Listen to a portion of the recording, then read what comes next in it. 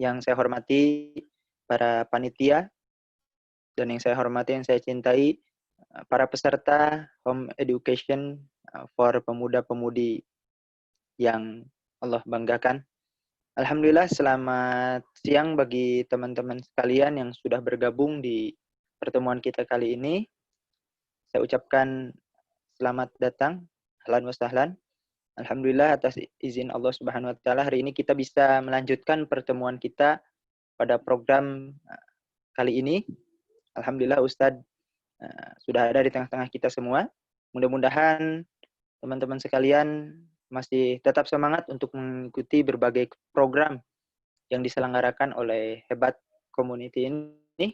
Insya Allah hari ini kita akan melanjutkan pembahasan kita yang sudah dilakukan sebelum-sebelumnya.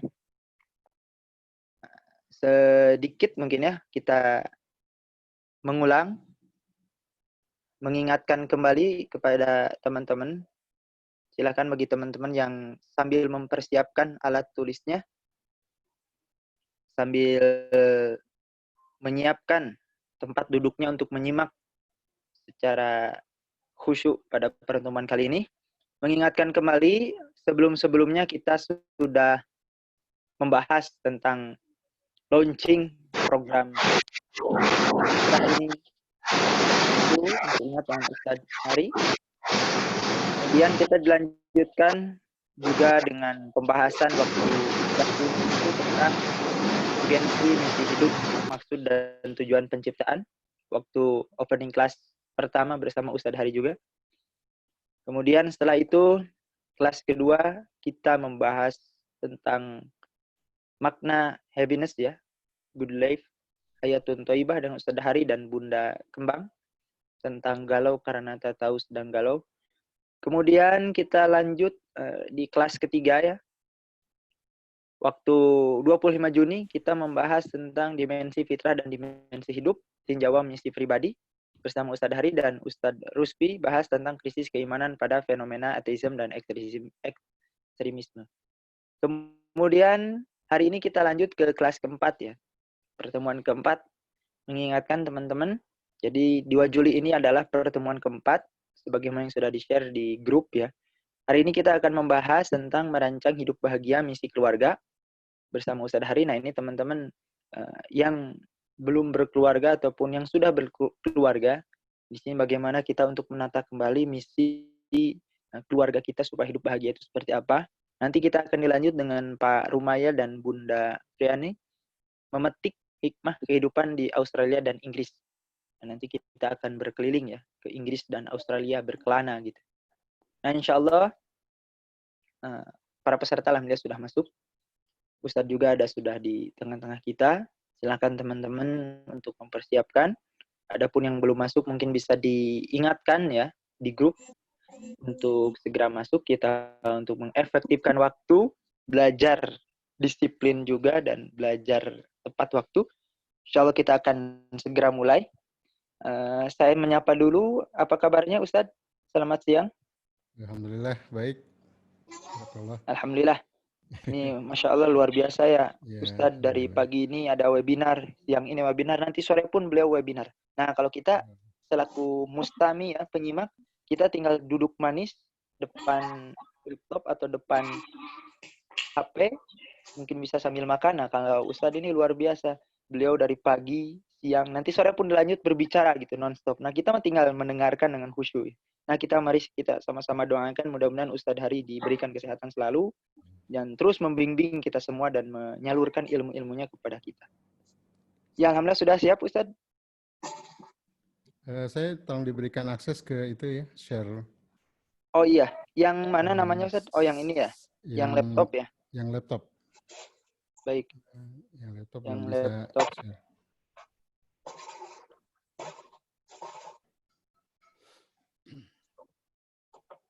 Baik, sudah Ustadz. Ya, baik.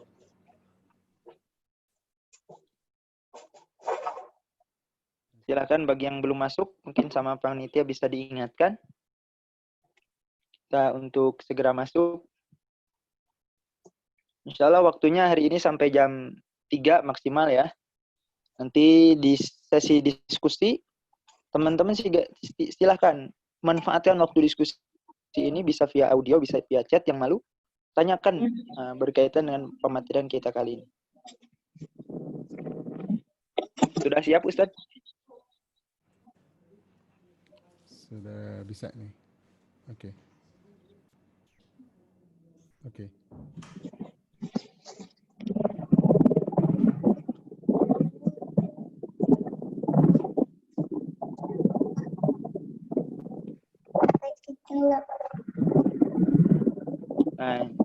Nah ini udah tampil ya. Ini materi yang sangat komprehensif ya. Kita tinggal menyimak. Ini suatu buah jerih keras ya. Kerja keras Ustadz Hari dalam merangkum dari berbagai referensi terkait dengan fitrah based life ini. Paduan bagi mereka yang menjalani kehidupan yang baik selaras sesuai fitrah. Nah, insya Allah berhubung materinya sudah siap, para peserta juga sudah bergabung. Insya Allah untuk waktunya dan kesempatan saya serahkan kepada Ustadz Hari untuk menyampaikan pematerian kali ini. Kepada Ustadz kami persilahkan. Baik. A'udzubillahiminasyaitonirrajim. Bismillahirrahmanirrahim. Alhamdulillah. Alhamdulillahilladzi hadana li hadza wa ma kunna linahtadiya laulan hadanallah. Asyhadu an la ilaha illallah wahdahu la syarikalah wa asyhadu anna Muhammadan abduhu wa rasuluh. Allahumma shalli wa sallim ala sayyidina Muhammadin wa ala alihi wa sahbihi wa wala. Ayuhal hadirun, Bapak Ibu sekalian, ayah bunda, para pemudi-pemuda yang dimuliakan Allah. Huyikum jami'an bitahtil Islam. Semoga Allah memuliakan kita dengan kemuliaan Islam. Assalamualaikum warahmatullahi wabarakatuh. Ya, mudah-mudahan bersemangat hari ini. Gitu ya, kita menjemput fitrah kita di tengah krisis, gitu ya.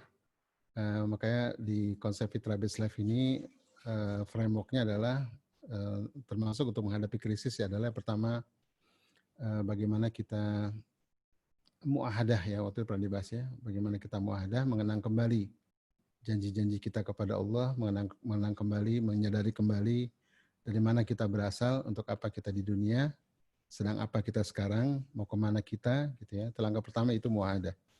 Yang kedua adalah muhasabah, muraqabah, yaitu mendekat kepada Allah agar diberikan qaulan sadida. Gitu ya. Jadi teman-teman ingin mendapatkan qaulan sadida, qaulan laina gitu dan seterusnya, muraqabah, mendekatlah kepada Allah. Itu langkah kedua dari tazkiyatun nafs sebenarnya gitu ya. Itu merupakan framework dari fitrah based life. Langkah ketiga adalah muhasabah ya. Muhasabah ini men-tracking hidup kita selama ini ya. Sudah seberapa kita hidup dalam kebaikan ya, sesuai dengan fitrah. Hari ini nanti kita bahas ini. Terus yang keempat adalah muaqabah ya. Muaqabah ini adalah bagaimana kita mencoba melacak ya hal-hal apa dalam hidup kita yang menghambat selama ini, gitu kan? Baik dari dimensi spiritual, dimensi bakat, work life, dimensi family life ya, hubungan dengan keluarga, kita gali semua. Gitu ya. Kemudian kita cari solusinya, gitu ya. Mana yang menghambat, mana yang membuat kita terpicu untuk maju, gitu kan? Karena semuanya berangkat dari dalam nih. Kalau dalam Islam kan inama amalu biniyah. Ya, sehebat apapun kelas-kelas motivasi, kalau kita dari dalam tidak bisa bangkit, ya nggak akan berdaya juga, gitu ya. Teman-teman para pemuda atau orang tua barangkali pernah ikut kelas-kelas motivasi kan? Bisa gitu ya. 3 hari, 4 hari pulang dari kelas motivasi atau outbound ya lemes lagi kan. Kenapa? Karena bukan berangkat dari intrinsic motif. Ya, maka dalam Islam itu inama amalu biniyah. Amal itu dari niyah. Niyah itu kan di dalam sini ya, bukan di luar sana. Inilah yang membedakan pendidikan Islam dengan di luar Islam sebenarnya. Kalau luar Islam tuh kebanyakan behaviorism ya, bagaimana membuat orang beramal dengan stimulus, dengan pembiasaan, dengan drilling, dengan hukuman, reward and punishment gitu ya. Dalam Islam tidak ya. Dalam Islam itu lebih banyak inside out, bukan outside in. Ya, gitu. Maka nanti penting untuk menggali jiwa ini. Nah, terakhir adalah nanti setelah muhasabah, muraqabah, muhasabah, muaqabah, terakhir adalah mujahadah. Ya, bagaimana kita sungguh-sungguh untuk merancang hidup kita ke depan, gitu ya. Setelah menemukan halangan, ya, menemukan misi hidup juga, men-tracking hidup kita, nanti menemukan langkah bagaimana kita upgrade hidup kita ke depan, begitu kan? Karena kita kan mau bertemu dengan Allah dalam keadaan yang baik, sepakat nggak? Dalam keadaan thayyibah, dalam keadaan thayyib, ya, bukan dalam keadaan kacau, begitu. Maka penting hayatun thayyibah. Ya, maka tadi untuk menghadapi krisis zaman itu kita menggunakan sebuah metode yang dari Islam, yaitu tazkiyatun nafs, gitu ya. Itu petunjuk dari Islam. Karena kemenangan itu dicapai dengan tazkiyatun nafs, kan, qad aflaha man zakkaha, gitu. Dan Allah belum pernah bersumpah sebanyak itu kan dalam Al-Quran, ya. Di surat Asy-Syam itu biasanya Allah bersumpah pendek-pendek, wal asri, gitu ya, innal insana lafil khusr, cuma satu demi waktu, gitu. Tapi di surat Asy-Syamsi ad-Duhaha ini Allah bersumpah banyak betul, gitu ya. Ada yang bilang sampai 12 Allah bersumpah, wasyamsi wa duhaha wal qamari idza talaha wa nahari idza jalaha wa laili idza yakshaha wa sami wa ma bana, terus sampai kemudian falhamaha fujuraha wa taqwaha, ya, dan Allah ilhamkan itu kepada jiwa itu fujur dan takwa. Qad aflaha man zakaha. Jadi bersyukurlah, kembalilah kepada mensucikan jiwa, ya, menanglah orang yang mensucikan jiwanya. Qad aflaha man zakaha, gitu. Dan fitrah ini bicara tentang tazkiyah nafs, ya, bagaimana kita dibersihkan jiwanya agar fitrah juga ikut up, gitu ya, ikut terangkat, ya. Maka dalam Islam itu kebaikan ada 3 dimensi, ya. Pertama, Allah Subhanahu wa taala yang terus memberikan kita intervensi. Jadi Allah tuh huwal hayyul qayyum, nggak pernah berhenti. Jadi yakin saja Allah terus membantu kita. Dan Allah tidak diam, gitu ya. Huwal hayyul qayyum, tegak berdiri, sinatu wala naum, maka kita 17 kali sehari minimum meminta iya kana budu wa iya kana stain, gitu ya. Allah lah tempat menyembah dan Allah tempat meminta tolong. Ya, ihdinas syiratal mustaqim. Yang minta diberikan jalan yang lurus. Lurus kemana nih? Lurus menuju Allah tentunya, kan. Innalillahi wa inna ilaihi rajiun. Ya, dari Allah kembali ke Allah. Ya, dari fitrah Allah kembali menuju pertemuan dengan Allah. Nah, sepanjang jalan itulah yang kita sebut dengan syiratal mustaqim, jalan yang lurus. Kalau orang-orang barat nyebutnya the mission of life, ya, yang kita bahas di Fitrah Islam itu sebenarnya kita bicara tentang syiratal mustaqim, gitu ya. Cuman kadang-kadang atau banyak muslim memandang syiratal mustaqim itu ya sekedar minta petunjuk, ya. Ya, bukan itu. Syiratal mustaqim harus wujud, ya harus real, ya harus nyata. Apa wujud dari syiratal mustaqim dalam hidup kita? Nah, itu yang kita sebut dengan the mission of life, ya. Maka base-nya fitrah. Jadi kalau di barat itu mission of life itu base-nya dunia, gitu ya. Tentang ekonomi, tentang kekayaan. Islam enggak, ya. The mission of life-nya itu adalah berangkat dari fitrah, dan fitrah itu merujuknya kepada Allah, ya. Maka tadi ada 3 titik kebenaran. Pertama Allah, yang kedua fitrah, ya, kadar-kadar dalam jiwa kita. Karena fitrah ini sudah ada diinstal, dan itu kebaikan, dan itu benih-benih di mana kita nanti menjalani kehidupan. Jadi blueprint dari Shiratal Mustaqim itu yang antaranya ada dalam diri kita, gitu ya, dalam bentuk kadar-kadar fitrah.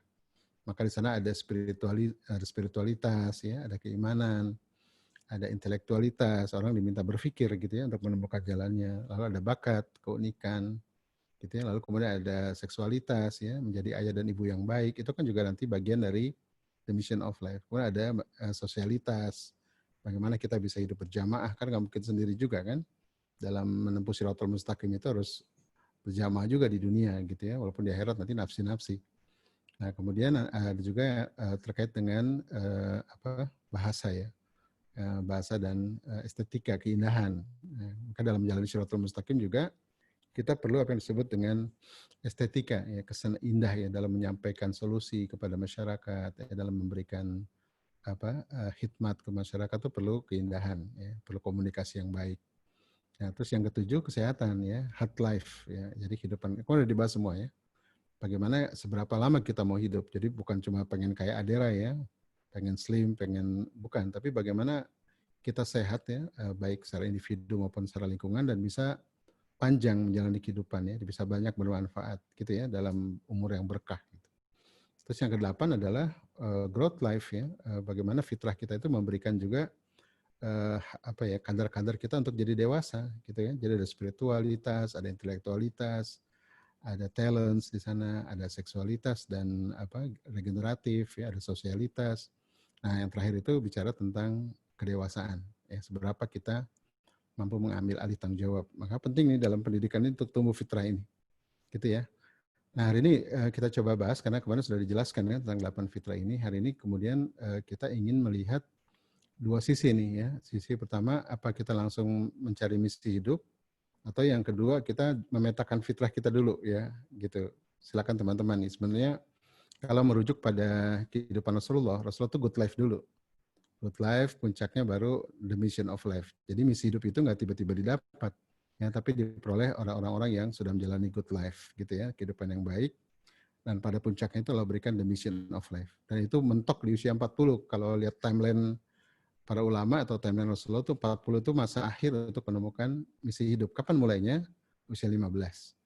Gitu ya. Jadi para pemuda hari ini yang masih 15, 16, 17, segera temukan ini. Yang makin cepat menemukan, makin cepat bahagia. Percaya sama saya. Saya baru ketemu umur 35 ya. Rasulullah bahkan umur 40, 39 Rasulullah. 40 baru menemukan misi hidup, tugas kenabian. Nah, teman-teman, para pemuda kalau bisa lebih cepat menemukan, lebih bagus ya.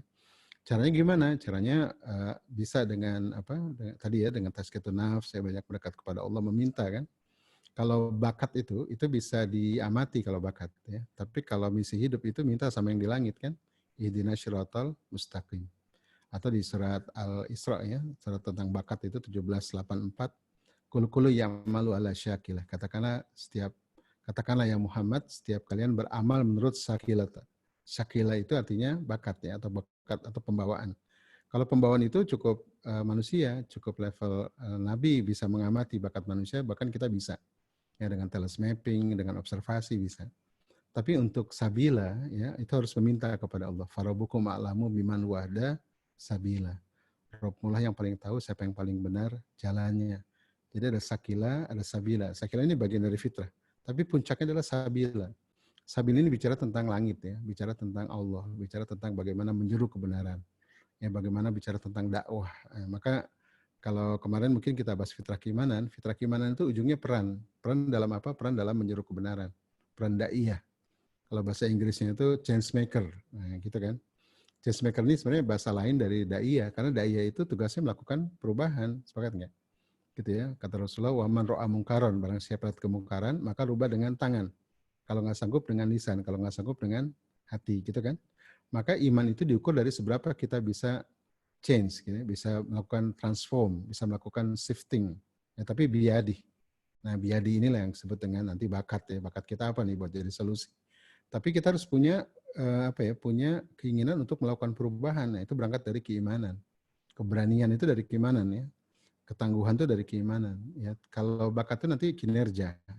Nah, ada orang yang punya giroh keimanan ya, mahasiswa, aktivis, dakwah, tapi bakatnya nggak tumbuh. Gitu. Akhirnya maki-maki penguasa, sepakat nggak?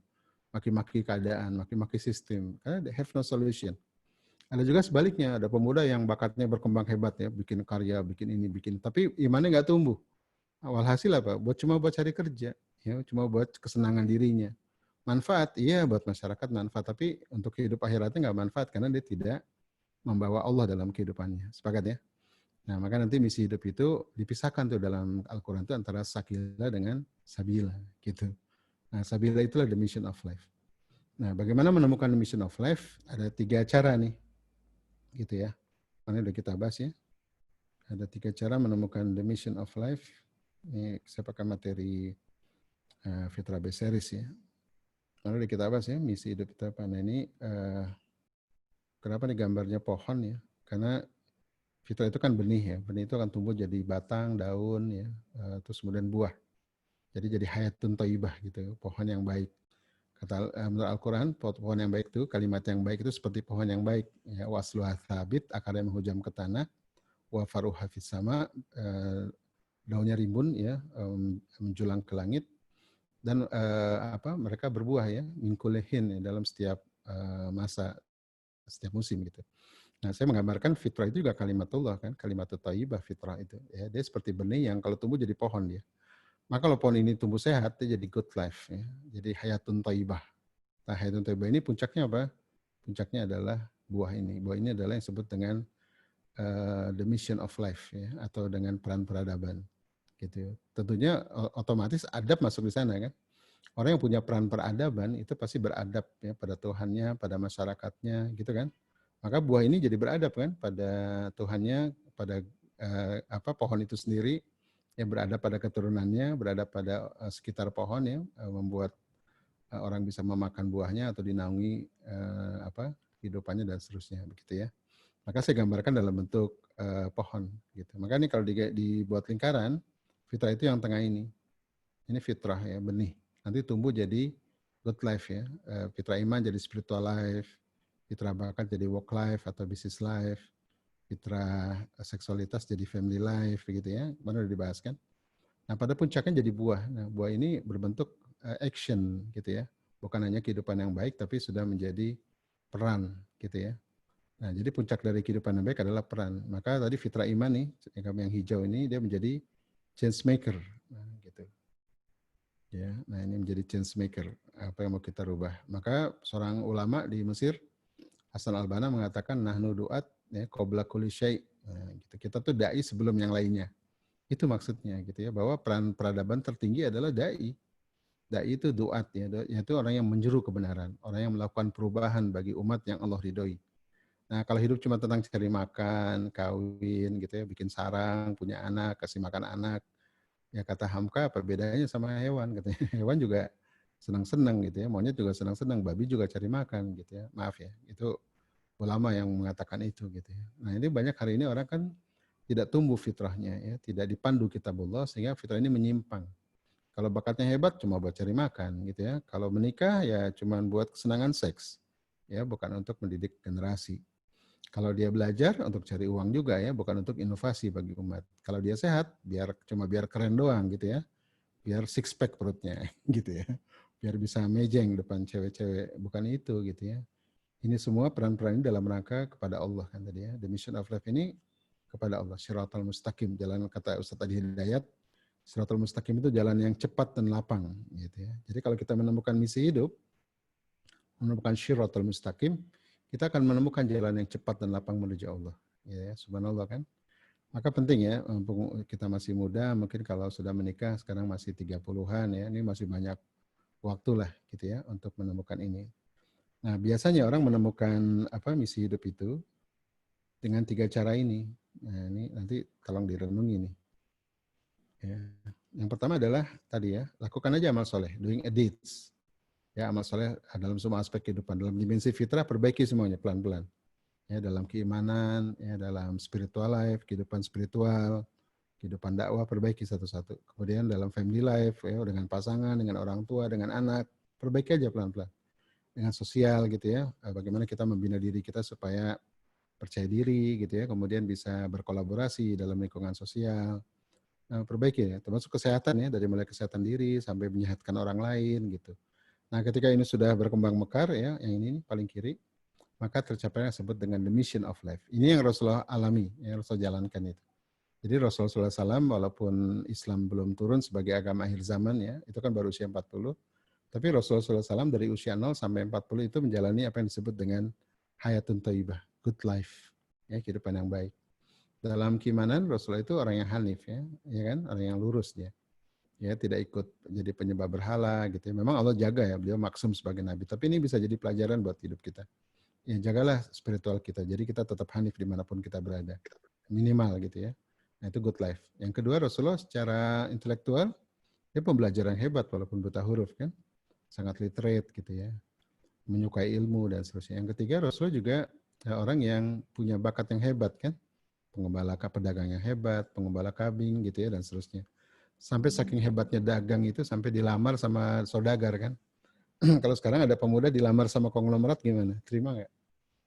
Janda udah tua gitu ya. Rasul tuh menerima lamaran dari Khadijah ya, seorang perempuan janda tapi wanita mulia usia 40 gitu ya. Itu pada masa itu kok termasuk konglomerat lah. Ya, Bunda Khadijah Hajjatul Kubra anha itu termasuk konglomerat di Mekah. Ya, saking terpesonanya dengan akhlak Rasulullah, dengan cara berdagangnya sampai dilamar itu. Ya, itu kan berarti dahsyat ya kehidupannya ya. Gitu. Jadi pemuda ini bukan cuma ngincer anak gadis gitu ya. Kalau punya misi ini nanti memilih jodoh itu bukan masalah muda atau tua ya, tapi bisa nggak mendukung perjuangan. Nah, itu bahasanya gitu. Gitu ya. Termasuk para ayah mungkin yang mau poligami gitu ya. Itu nanti misinya relevan nggak dengan misi hidup? Kalau nggak relevan ya cuma syahwati berarti ya, jangan sampai tuh. Ya, kita melakukan syariah tapi bukan bukan karena the mission of life, bukan karena syiratul mustaqim. Ya, nanti banyak maksiatnya gitu, banyak nyusahin orang. Nah ini cara paling baik ini ya, good life. Nanti kita lakukan ini ya, dari 8 fitrah itu. Saya coba breakdown bagaimana realnya gitu ya, doing edits ini. Berikutnya expressing a value. Ya, jadi ada yang diperjuangkan dalam hidup, ya, misalnya kesejahteraan, keadilan, kemanusiaan, ya, kelestarian, apa nih? Itu terus diperjuangkan. Nanti ujungnya Allah berikan misi hidup. Nah, kebanyakan manusia yang ketiga nih, yaitu apa? Suffering, ya, menderita dia. Ya, misalnya kena narkoba, nauzubillah gitu ya. Terus kemudian DO kuliahnya gitu, atau pernikahannya babak belur gitu ya, banyak hutang gitu ya, istri kabur gitu, baru nih menemukan misi hidup. Bisa juga dia mungkin kaya, ya, melimpah hartanya tapi hampa, ya, tiap hari gelisah, kosong, nah, itu termasuk suffering juga gitu ya. Ada pertanyaan begini, nabi-nabi suffering nggak? Ya nabi-nabi suffering juga, tapi beda ya, suffering orang yang menemukan jalan dengan suffering orang yang nggak ketemu jalan, sepakat nggak? Nah, biasanya manusia biasa itu mendapatkan misi hidupnya ketika suffer. Begitu dia terpuruk ya, mulai dia sadar gitu. Saya ini siapa ya? Saya ini mau kemana ya? Gitu kan? Ya kan? Jarang orang terpuruk itu kemudian nggak sadar. Ada memang orang yang terpuruk jadi kedukun, jadi musyrik ya. Ada juga terpuruk bunuh diri, nauzubillah. Tapi sebagian besar yang terpuruk ini biasanya dia bangkit gitu ya, bangkit. Nah, sebenarnya apa yang dilakukan? Orang-orang yang terpuruk ini gitu ya, dia merasa dalam limbo kan ya, ruang sepi terbuang. Limbo ini ruang gelap yang nggak bisa keluar, nggak ada jalan keluar begitu. Nah, biasanya orang yang terpuruk ini itu melakukan ini sebenarnya doing a deeds ya. Dia melakukan 8 dimensi fitrah itu tapi dengan cara cepat. Ya, misalnya dia memperbaiki hubungan dengan Allah kan. Wah, ini saya selama ini malas beribadah, saya rajin gitu ya. Yang kedua, saya selama ini malas belajar. Wah, dengan terpuruk ini saya harus belajar nih, gitu kan. Selama ini saya belajarnya malas-malasan atau belajar cuma pengen karir. Nah, sekarang saya belajar untuk hidup yang lebih bermakna, gitu kan. Dia mulai membaca buku-buku, mulai berguru, begitu ya. Yang ketiga, dia mulai menelisik pekerjaannya atau bisnisnya. Jangan-jangan selama ini pekerjaan saya atau bisnis saya nggak sesuai dengan bakat saya nih, gitu kan. Yang keempat, dia coba lacak hubungan dengan pasangan. Selama ini sama pasangan saya udah benar belum ya hubungannya gitu ya. Selama ini jangan-jangan saya zolim, sering nyakitin dia misalnya, begitu kan. Atau sama anak misalnya, jangan selama ini sama anak saya nggak dekat. Atau sama orang tua, jangan-jangan saya durhaka nih sama orang tua ya, misalnya begitu ya. Nah, jadi ketika terpuruk ini sebenarnya orang melakukan good life dengan cara cepat dari 8 fitrah gitu ya. Nah, semua diperbaiki. Secara sosial juga gitu, orang terpuruk biasanya rajin silaturahmi itu. Minta maaf maupun minta tolong begitu ya. Itu kan sepakat nggak? Nah, itu dimensi yang keenam ya, yang kelima ya. Yang keenam, dia mulai memperbaiki cara bicaranya gitu ya, cara bertuturnya. Itu kan estetika. Ya, dia mulai menangis membaca Al-Qur'an, mulai sensitif sama karena dia menderita gitu ya, mulai spiritualnya, ruhiyahnya mulai ditingkatkan gitu ya, emosionalnya dibuat stabil. Ya, kemudian secara kesehatan yang ketujuh dia mulai olahraga ya, saya harus sehat nih, saya harus bugar, saya harus kembali. Ya, dia berhenti merokok, ya, dia berhenti melakukan hal yang buruk ya. Selama ini dia makan makanan yang junk food, sekarang rajin olahraga. Karena dia pengen bangkit gitu ya, pengen kembali ke hidup yang normal, hidup yang bahagia. Gitu kan? Ini kan penyesalan yang sebenarnya itu dari Allah semuanya kan, biar Allah tuh kayak dijewer lah, kayak anak kecil jalan belok-belok nggak jelas takut nyebur sama lo dijewer, sakit iya, tapi akhirnya jadi nggak nyebur jurang kan, jadi oh iya salah gitu kan. Nah, kemudian kedewasaan ya, kemudian selama ini mungkin saya nggak dewasa jadi orang ya, kita selama ini saya mikirin diri saya sendiri, sekarang saya harus berpikir gimana nih nolong umat biar saya juga ikut terangkat misalnya begitu ya. Nah, ini Bapak Ibu sekalian para pemuda, biasanya orang nih suffering nih gitu ya. Nah, hari ini kita pilih yang mana nih gitu ya, pilih merancang hidup yang bahagia sampai ketemu fitrah, atau berjuang, atau yang ini nunggu menderita dulu. Nah, mudah-mudahan kita yang ini dulu ya, gitu ya. Kita rancang hidup yang bahagia gitu. Kalau misalnya hari ini saya kok susah ya menemukan misi hidup saya, ya jangan khawatir, ya lakukan aja doing a deeds ya, lakukan lagi amal soleh. Ya, Al-Quran berbicara, Allah berfirman ya, barang siapa yang melakukan amal soleh gitu ya, baik laki maupun perempuan dalam keadaan beriman, maka Allah akan memberikan mereka hayatun thayyibatan ya, gitu. Hayatun thayyibat itu dua catatannya. Tapi orang-orang yang mengikuti ya mengikuti orang-orang yang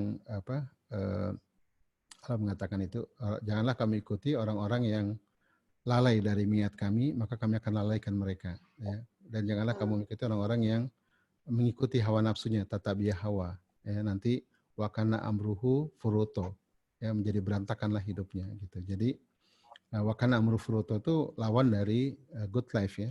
Jadi hidupnya jadi berantakan, bad life gitu ya. Nah jadi hari ini kita coba ini ya, mari kita coba lihat seberapa baik misalnya fitrah-fitrah kita tumbuh. Sepakat ya? Oke. Jadi kalau udah ketemu misi hidup gimana? Ya nggak apa-apa gitu. Doing it di sini dia merawat dia, gitu ya, merawat atau nanti kita ngecek. Ya jangan-jangan misi hidup kita tuh cuma obsesi nih, gitu. Jangan-jangan ya kita perasaan udah punya misi nih, tapi ternyata obsesi. Atau punya misi tapi nggak maju-maju. Cuma di tulisan aja saya ingin memperjuangkan anak yatim. Dari 5 tahun yang lalu ya itu aja dalam bentuk tulisan ya, nggak bergerak. Nah ini barangkali ada good life kita yang nggak tumbuh. 8 dimensi fitrah mana yang jadi penghalang.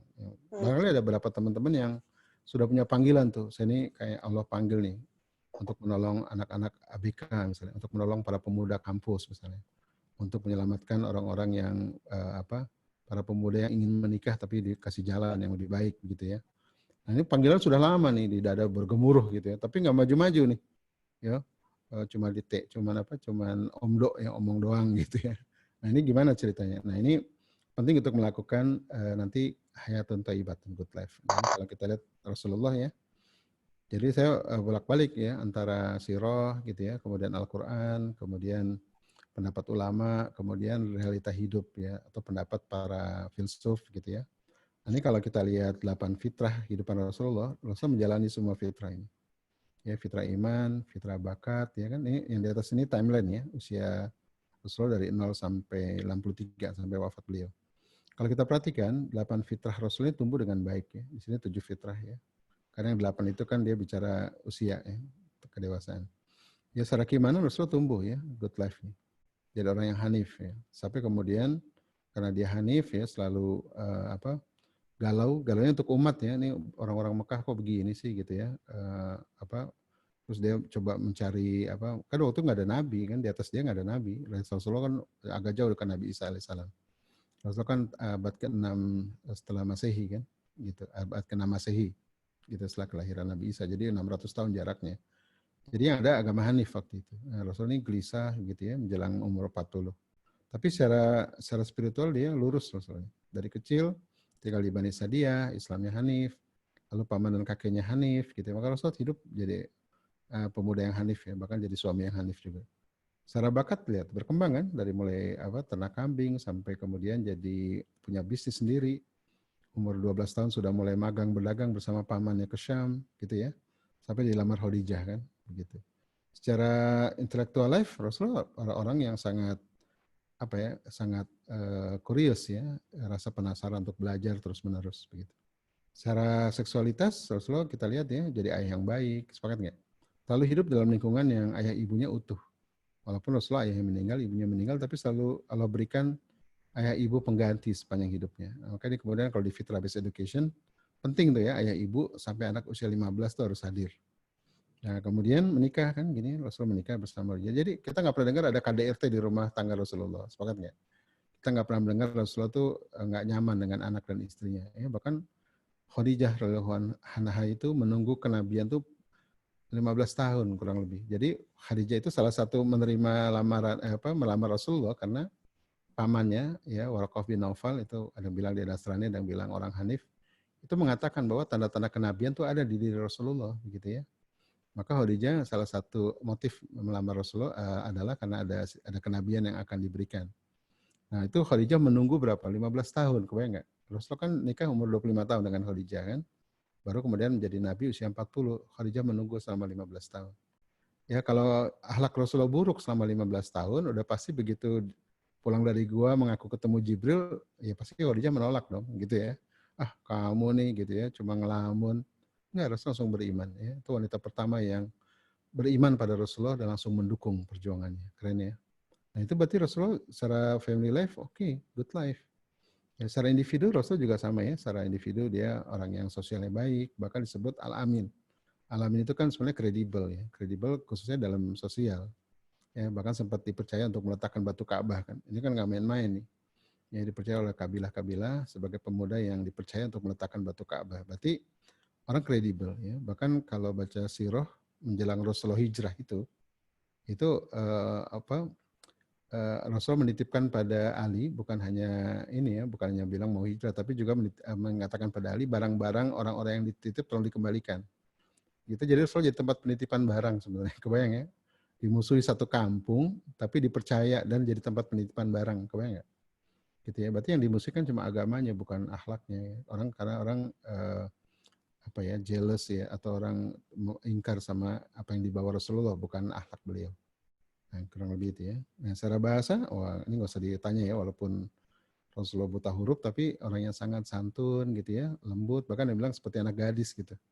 Ya, ngomongnya tuh halus gitu ya, nggak sompral, kalau orang Sunda bilang sompral ya, nggak cablak gitu ya. Secara fisik, nah, ini sehat. Jadi perhatikan nih, Rasulullah ini menjalani good life. Nah, ketika ini semua good life, maka pada puncaknya Allah berikan apa yang disebut dengan the mission of life pada usia 40. Gitu ya. Gitu. Nah, maka saya perhatikan nabi-nabi itu menurut para mufasir juga itu mendapat kenabian usia 40 dan itu ada di puncak kehidupannya, ya. Tapi ukurannya bukan ukuran materi ya, ukurannya orang dipercaya, orang yang punya punya kredibilitas, punya kompetensi gitu, ukurannya itu. Bukan masalah harta karena nggak semua nabi kaya raya juga gitu kan. Ukurannya bukan itu, bukan atau punya jabatan politik nggak juga. Ada nabi yang dicela kaumnya kan, kamu nih mau dakwah pada kami sementara kamu kan bukan orang yang berstatus sosial tinggi gitu.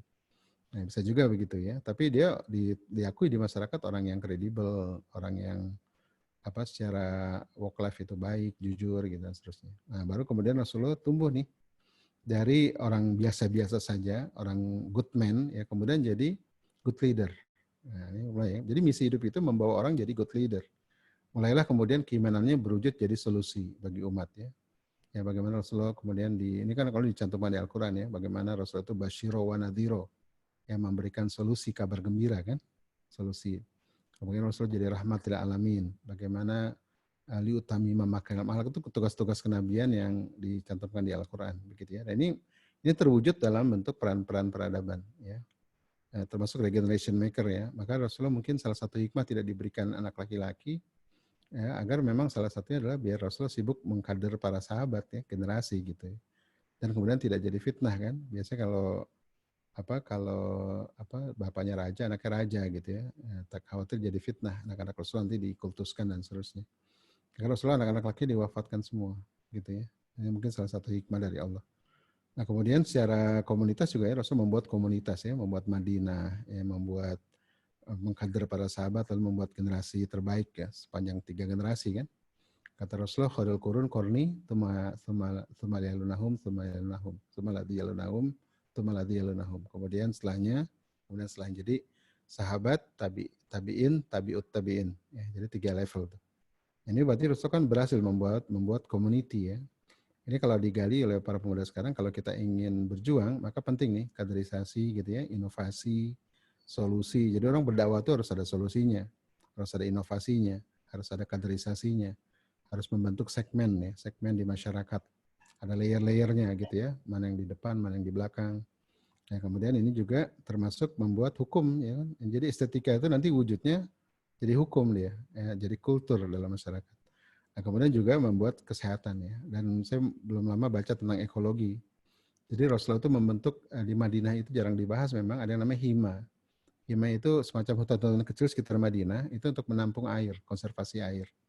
Ya, itu jumlahnya katanya ratusan begitu dan itu jarang diungkap di hadis ya. Jadi Rasulullah juga menyiapkan kayak semacam konservasi air buat warga Madinah begitu ya. Itu jadi bagian dari bagaimana Rasulullah merancang ekologi sistem. Nah, begitu teman-teman. Jadi hari ini kita coba yang ini dulu ya, yang good life dulu dengan cara memetakan 8 fitrah. Sudah seberapa good life sih hidup kita? Sepakat? Gitu ya. Oke. Ini saya close dulu. Saya buka lagi ini. Oke. Nah, kalau hari ini katanya workshop ya. Maka kalau workshop ini harus nyiapin nyiapin alat tulis nih. Sudah punya belum ini skema ini? Ya, kita coba memetakan ya. Teman-teman bisa bikin pakai pensil. Saya tunggu nih. Silakan ambil pensil, ambil kertas kosong. Kita coba lihat ya, seberapa good life kita. Gitu ya. Bagi yang sudah ketemu misi juga bisa dicek. Ya, seberapa good life kita. Jangan-jangan selama ini misinya masih misi-misian gitu ya. Karena good life-nya belum ajak. Oke, sudah? Sudah belum? Yang sudah boleh angkat tangan, saya mau lihat. Nah, ini ada 19 partisipan. Yang sudah siap alat tulis, boleh angkat tangan?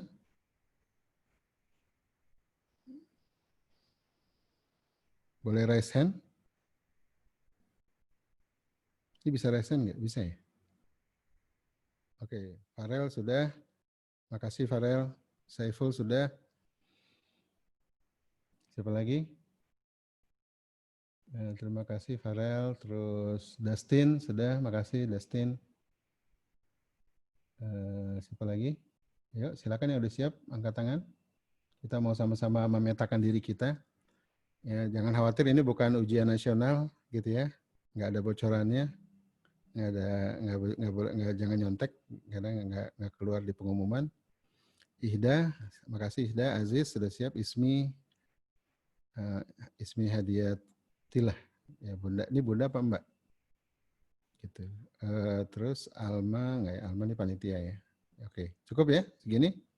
Sudah semuanya, ada 1, 2, 3, 4. Ya, oke. Saya mulai ya. Silakan di gambar, kalau belum punya gambarnya. Ini mudah kok gambarnya, gambar lingkaran gitu ya. Terus kemudian dalam lingkaran ini bikin garis vertikal, horizontal, lalu bikin diagonal. Gitu. Ya, jadilah kita dapat sebuah lingkaran dengan 8 juring. Bisa ya? Saya ulangi lagi, buat lingkaran, bikin garis vertikal, bikin garis diagonal, lalu garis horizontal, lalu diagonal. Nah, kita nanti dapat 8 juring. Kalau yang belajar tentang lingkaran ada yang namanya juring.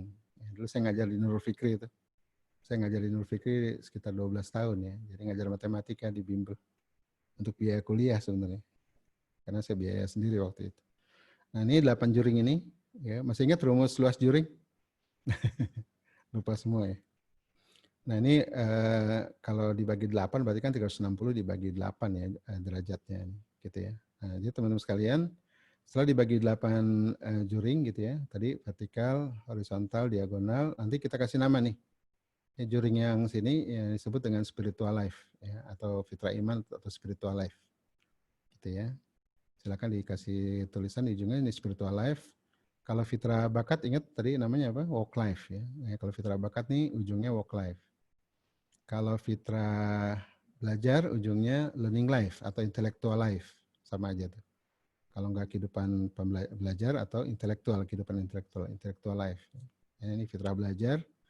Jadi kan ingat tadi ya, fitrah itu benih, kalau dia tumbuh jadi kehidupan kan. Maka fitrah belajar itu benih belajar tumbuh jadi kehidupan intelektual gitu.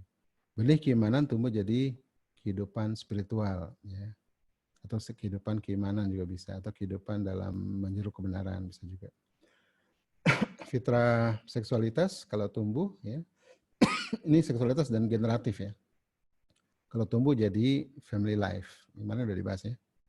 Jadi kehidupan keluarga. Saya minum dulu. Nggak sahur hari ini. Karena harus bicara 3 tempat. Oke, terus ini, individualitas dan sosialitas itu social life. Gitu ya. Oke. Nah, kemudian fitra jasmani jadi health life. Ya, jadi kehidupan dalam kesehatan. Oke. Fitra apa lagi nih? Fitra estetika dan bahasa jadi aesthetic life ya. Ini kehidupan nanti bicara me time ya, bicara tentang apresiasi sama keindahan itu di sini. Termasuk cara bertutur gitu ya. Yang terakhir adalah fitra perkembangan itu kalau tumbuh jadi growth life atau personal growth ya. Jadi ini perkembangan. Oke, sudah. Nah, kemudian diberi scoring nih 1 sampai 10 gitu ya. 1 sampai 10. Ini nggak harus bikin lingkaran gini, bisa dikasih titik-titik aja ya 1 sampai 10 sini, dari sini atas sini ke atas dibikin 10 level ya. 10 level ini 10 10 10 10 10. Oke, sudah? Nah, kalau sudah mari kita coba arsir. gitu ya. Ini belum pernah melakukan ya? Sudah belum? Belum kan? Oke, coba kita arsir. Nanti arsirannya kayak begini nih. Nah, jadi kalau sudah diarsir, arsirannya seperti ini. Nah, gitu ya. Dan mungkin ada yang bertanya, itu garis merah apa ya? Garis merah ini dia skor 8 ya. Nah, garis merah skor 8. Skor 8 ini tercapai apabila sudah on mission. Nah, gitu. Jadi nanti bergerak ya, hidup kita nih bergerak sebenarnya dari satu ke atas ya, bergerak dari personal ke komunal. Gitu ya, dari personal ke komunal. Dari kehidupan kayak misalnya spiritual life ya. Ini bergerak ya dari ibadah-ibadah ritual bergerak ke dakwah gitu. Kalau family life ini bicara dari mulai identitas gender ya, saya cowok, saya cewek, laki-laki sampai dia keluarga begitu. Termasuk nih kedekatan sama keluarga ya. Nanti scoringnya di sana. Kalau social life ini bicara dari mulai tentang percaya diri, ya, rasa diterima, rasa percaya diri sampai mengembangkan diri sampai mengembangkan orang lain. Jadi bergerak ya dari dalam keluar. Ya, dari self development jadi other development, bergerak gitu ya. Work life juga sama nih, dari menemukan bakat sampai aktivitas sesuai dengan bakat, sampai berkarya sesuai dengan bakat, ya, atau membuat solusi sesuai dengan bakat sampai manfaatnya melebar begitu ya. Jadi lagi-lagi bergerak dari personal ke komunal gitu ya. Hidup kan begitu. Kata pepatah Arab, dengan menjadi tua orang menjadi bijak ya, menjadi beradab. Karena harusnya hidup itu kan satuan waktu ya. Harusnya kalau satuan waktu itu kita jalani dengan baik, ya makin tambah umur makin banyak manfaat. Sepakat ya? Nah, kata Rasulullah, barang siapa yang menjaga masa muda, Allah pelihara masa tua. Itu maksudnya apa? Ya kalau masih muda kita hayatun thayyibah gitu ya, maka masa tua kita lebih bahagia gitu kan. Ya, secara iman kita sudah sibuk dengan dakwah, ya bukan lagi sibuk cari duit gitu ya. Secara kesehatan kita mungkin jauh lebih sehat dibandingin orang lain yang masa mudanya ngerusak ya, rusak dirinya. Secara intelektual life kita sehat ya, orang-orang yang otaknya dipakai itu bisa panjang umurnya, gitu ya. Kalau orang yang otaknya nggak dipakai, nggak punya challenge dia, ya besok belajar apa ya gitu. Tapi orang yang biasa belajar dia akan belajar sepanjang hidupnya. Dengan keluarga juga sama ya, bahkan syarat orang panjang umur ada sebuah riset gitu ya, dua ini nih, ya kehidupan sosial sama kehidupan keluarga. Kalau dua ini baik, maka bisa panjang umur katanya gitu. Oke, nah ini dan seterusnya. Jadi kita coba ukur ya teman-teman sekalian. Ini secara umum skornya kalau 1 sampai 3, ya berarti ngasilnya ini kayak ini 1 sampai 3 ini itu dia biasanya itu dari mulai malas sampai benci 1 sampai 3. Jadi 3 itu malas, nggak antusias, 2 itu hampa, 1 itu benci. Nah, udah parah nih. Misalnya dalam spiritual life ya, spiritual sholatnya disuruh-suruh tuh. Kalau sholat disuruh masih 4. Ya dia senang sholat gitu, tapi kadang-kadang mesti disuruh-suruh, lupa-lupa. Tapi kalau suruhnya lebih banyak, berarti dia malas. Kalau malas itu 3 skornya. Oke. Kalau 2 itu hambar gitu ya. Dia nggak ada rasa-rasa aja sama Tuhan tuh kosong aja gitu ya. Kalau 1 ini udah benci sama agama. Benci banget. Ngapain sholat kayak gitu ya misalnya. Nah gitu ya. Jadi saya ambil contoh ini. Kalau 4 tuh antusias. Ya, dia semangat sholat, tapi kadang-kadang nggak konsisten. Kalau sama teman-teman semangat gitu. Atau sama keluarga semangat, di luar enggak. Atau sebaliknya kalau di sekolah, di pondok semangat, di rumah enggak, misalnya gitu ya. Nah itu artinya apa? Antusias tapi enggak konsisten. Kalau 5, itu berarti apa? Itu antusias dan konsisten. Nah, itu 5. Gitu ya, nanti diarsir aja. Arsirnya boleh ini aja, juring ini, 1 juring atau garis ini aja diarsir. Ada juga ngasih panah dari bawah ke atas, boleh juga, silakan. Gitu ya, tergantung skornya berapa. Kalau 6 ini dia antusias, konsisten, tapi sudah terlibat dalam dakwah. Ya, ikut pemuda masjid, ya, udah jatuh cinta pada ulama gitu ya, udah senang, udah punya tokoh ulama yang dia kagumi gitu ya. Itu 6. Sudah mulai terlibat dalam aktivis dakwah lah, walaupun cuma jadi follower misalnya. Ikut aktivis pemuda hijrah, tapi masih jadi follower. Ikut aktivitas keluarga bahagia sesuai fitrah misalnya begitu ya. Nah itu kalau masih ikut terlibat di dalam dakwah yang sifatnya masih follower itu 6. Kalau 7 itu leader. Ya, jadi dia sudah jadi mimpin pengajian ibu-ibu, punya 30 cabang gitu ya. Itu 7 tuh.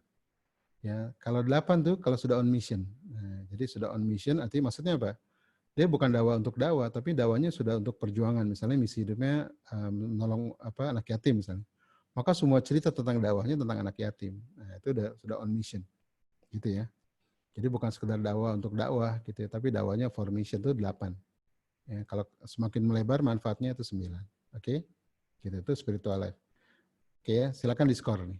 Kira-kira skor kita berapa? Saya ulangi lagi ya, kalau 4 itu antusias. Kalau 5 itu antusias dan konsisten. Ya, kalau 6 itu sudah mulai bergerak ke dakwah. Ya. Terus kalau ada yang bertanya gini, saya tuh aktivis masjid loh, pemuda masjid, ya banyak ngaji. Tapi kalau mau berangkat berat, malas gitu. Itu turun lagi tuh ke 3, kan malas gitu ya. Nah jadi jangan-jangan dia cuma pencitraan tuh jadi pemuda masjid, pemuda hijrah. Nah itu nggak apa-apa, jangan usah khawatir dengan skor yang rendah ya. Oh saya pengen, jangan khawatir. Justru skor rendah itu jadi pengakuan kita untuk semakin baik kan, sepakat nggak? Daripada kita pengen kelihatan baik tapi keropos. Nggak apa-apa, jujur aja gitu ya. Maka syarat mengisi ini adalah pertama harus jujur gitu ya, apa adanya gitu ya. Yang kedua, kita nggak mungkin merencanakan kehidupan yang baik kalau kita tidak tahu posisi fitrah kita sekarang. Sepakat nggak? Sama ya, orang pesan taksi online itu yang ditanya apa dulu pertama? Lokasi kita kan? Nah, kalau lokasi kita sudah tahu, baru kita bisa pesan lokasi ke depan, sepakat ya? Nah, teman-teman yang suka naik gunung juga sama kan? Kita baru bisa merencanakan koordinat ke depan kalau kita tahu sekarang koordinat kita di mana nih sekarang ya. Jangan kita salah posisi nih. Nah, begitu kita udah tahu, oh saya di posisi di sini, koordinat ini, kita bisa enak untuk memplanning. Sepakat ya? Nah, itu kaidahnya gitu. Ya, terus yang ketiga adalah kita orang yang paling tahu siapa diri kita. Sepakat nggak? Ya, kita dan Allah tentunya gitu ya. Maka jujur saja. Makin jujur, makin baik. Oke, gitu ya. Yang keempat apa lagi ya? Bahagia itu apa sih? Salah satu aspek bahagia, merencanakan untuk bahagia itu bahagia. Sepakat nggak? Karena ada kejelasan ya, ada progres gitu ya. Daripada kita cuman melayang-layang menghayal pengen bahagia tapi bingung dari mana mulainya. Nah ini cara mulainya ini. Temukan titik tumpu Anda. Ini kalau di kalau di tes kita nafs ini masuknya ke muhasabah sebenarnya. Ya. Coba men-tracking hidup kita. Ya, sudah seberapa sih fitrah kita hari ini skornya gitu ya. Jujur aja. Oke. Okay? Yang kedua coba kita scoring di work life. Ini bakat. Kalau hari ini kita nggak tahu bakat kita, gitu ya, nggak ngerti bakat kita apa dan nggak tahu juga gitu ya, itu skornya 3 ke bawah. Ya mungkin 3 gitu, 2 atau 1. Gitu ya, nggak tahu bakat kita gitu ya. Nggak tahu membedakan mana yang suka, mana yang nggak, kita nggak tahu. Oke, atau ini nggak terkait dengan jabatan ya, misalnya hari ini kita karyawan nih, gajinya bagus, jabatan bagus, tapi kita nggak tahu tuh yang kita kerjakan cocok nggak dengan bakat kita, atau kita merasa nggak nyaman, tuh anjlok langsung 3 ke bawah tuh. Ya, karena nanti efeknya jadi cuma cari uang, sepakat nggak? Atau cari gajian, atau cari jabatan. Kalau kita bekerja ini cuma orientasinya cari uang, cari gajian, cari jabatan, itu ada kemungkinan besar kita nggak tahu bakat kita. Karena orang yang tahu bakatnya itu bekerjanya bagus dia, karena dia tahu kan bahwa yang dikerjakan itu relevan ya dengan sifatnya. Ada seorang dokter ya di Aceh itu umur 26 tahun, katanya saya Pak Hari kalau ketemu pasien saya tuh grogi katanya, saya gemeteran. Gitu. Akhirnya saya jadi ragu mau ngasih obat apa gitu ya. Padahal dia lulusan terbaik tuh. Jadi untuk jadi dokter ternyata nggak cukup pintar ya, dia harus juga orang yang punya bakat melayani ya, punya suka ketemu orang gitu. Saya bilang Bunda harusnya ngambil S2 lagi. Kalau bidang kedokteran senang, saya senang bidang kedokteran. Tapi kalau ketemu pasien saya deg-degan, grogi gitu. Ya udah Bunda ambil aja dokter lab, ada kan dokter lab kan. Nah itu bekerja nggak ketemu orang tuh. Nah itu kan senang tuh dia. Nah kalau dia menjalani itu kan jadi kinerjanya bagus ya. Nah itu jadi penting itu bakat. Nah jadi kalau hari ini kita tidak tahu bakat kita, walaupun jabatan tinggi, gaji tinggi, itu skornya 3 ke bawah. Bisa jadi kita cuma malas gitu ya, atau cepet capek, atau bosan gitu ya, dan seterusnya. Silakan ditulis. Gitu ya. Atau nggak konsisten, bisa juga orang yang nggak bakat itu biasanya dia mungkin kerjanya rajin tapi nggak konsisten. Ya, pada sebuah titik dia bosan, sebuah titik lagi, nah itu biasanya nggak sesuai dengan bakatnya. Oke, nah 4 ini tadi apa? Antusias tapi nggak konsisten. Itu ada kemungkinan juga nggak cocok dengan bakat. Ya, itu 4. Atau dia tahu bakatnya, tapi dalam 1 minggu misalnya dia cuma melakukan 2 hari untuk bakatnya, yang 5 hari bukan. Nah, gitu. Itu juga bisa dianggap sebagai antusias tapi nggak konsisten. Kalau ini diakibatkan karena tidak cukup waktu untuk menyalurkan bakatnya. Dia tahu bakatnya, tapi dalam 1 minggu cuma 1 hari untuk bakatnya, yang lainnya bukan. Nah, ini juga kita bisa masukkan skornya 4. Gitu ya. Silakan. Kalau 5 itu apa? Nah, 5 ini antusias dan konsisten. Maksudnya apa tuh? Aktivitasnya, pekerjaan sesuai dengan bakatnya, dan itu full. Ya, dalam 5 hari, 6 hari itu, pokoknya sebagian besar waktunya itu fokus untuk bakatnya dalam bekerja ya tentunya ya. Begitu. Oke ya, itu 5. Kalau sudah punya karya, ya karyanya dinikmati orang walaupun baru sedikit, itu 6. Gitu ya. Kalau 7 karyanya semakin melebar. Ya, kalau 8, nah itu berarti karyanya, bakatnya sudah jadi solusi bagi perjuangannya. Kalau misalnya bakatnya dia IT, misinya menolong anak yatim. Ya, kalau 8 itu, maka nanti digunakan tuh kemampuan IT-nya untuk menolong anak yatim. Ya, saya nggak tahu solusinya apa tuh. Ya, bisa bikin sistem database anak yatim se-Indonesia gitu ya. Sehingga nanti orang-orang kaya bisa pilih mana yang mau jadi bapak asuh, langsung online gitu ya. Kebutuhannya berapa, langsung transfer, bisa jadi. Kita setahu saya belum punya tuh database anak yatim di Indonesia misalnya. Yang terjadi biasanya anak yatim begitu dia dewasa bergeser dari anak yatim jadi anak miskin, gitu. Jadi pemuda miskin. Akhirnya cuma bergeser status, gitu ya. Karena memang nggak ada yang maintains dengan baik, manage dengan baik. Nah bisa juga gitu ya. Jadi kalau kemampuan kita, bakat kita sudah on mission, ya sudah jadi solusi, itu dari 8. Ya misalnya saya orang IT, secara kompetensi seorang IT, secara bakat saya analis, ya senang analisa, senang mengkontekskan, senang menstruktur sesuatu begitu ya. Itu kok di dunia IT dibutuhkan tuh, yang membuat arsitektur IT begitu. Nah dulu saya gunakan itu di bidang IT ya, di bidang pelabuhan, di kementerian begitu. Nah, tapi begitu saya menemukan misi hidup ya, yaitu untuk membantu keluarga, membantu pemuda untuk kembali ke fitrahnya, maka semua bakat saya gunakan untuk misi saya. Maka muncullah buku FBE, buku FBL, gitu ya. Itu artinya apa? Artinya karya kita sudah on mission. Ya, termasuk Nabi Musa alaihissalam. Ya. Nabi Musa alaihissalam dulu tongkat Musa, itu tongkat Musa kan sebenarnya simbol kompetensi kan. Simbol kompetensi Musa jadi peternak kan. Musa kan selama 10 tahun tinggal di Madian, menjadi mantunya Nabi Syuaib ya, istrinya itu Musa itu anaknya Nabi Syuaib, Sofi manggilnya gitu ya. Nah kemudian setelah sukses jadi peternak, Musa gelisah kan, pengen balik ke Mesir, pengen nolong Bani Israel, tapi nggak tahu juga mau ngapain ya. Akhirnya dia balik ke Mesir, di tengah jalan bertemu dengan Allah begitu ya. Allah kemudian memberi tugas pada beliau. Akhirnya tongkat yang tadi cuma cari makan, cuma untuk ternak kambing, berubah jadi sakti tongkatnya. Sepakat nggak?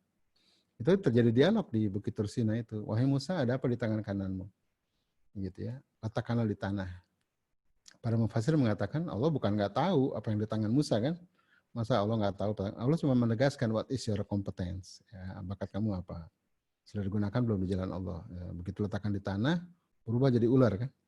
Nah, kemudian sejarah mencatat ya, tongkat Musa yang tadi cuma untuk gembala kambing, berubah jadi sakti tongkatnya. Nah, gitu. Jadi teman-teman sekalian, bakat itu penting gitu ya, bakat itu penting, tapi harus diarahkan ke on mission agar jadi sakti bakatnya, agar bermanfaat besar bagi umat gitu ya, bukan sekedar nyenengin orang, bukan, tapi bermanfaat bagi umat sesuai dengan misi hidup kita ya, gitu ya. Oke. Nah, yang ketiga adalah intellectual life.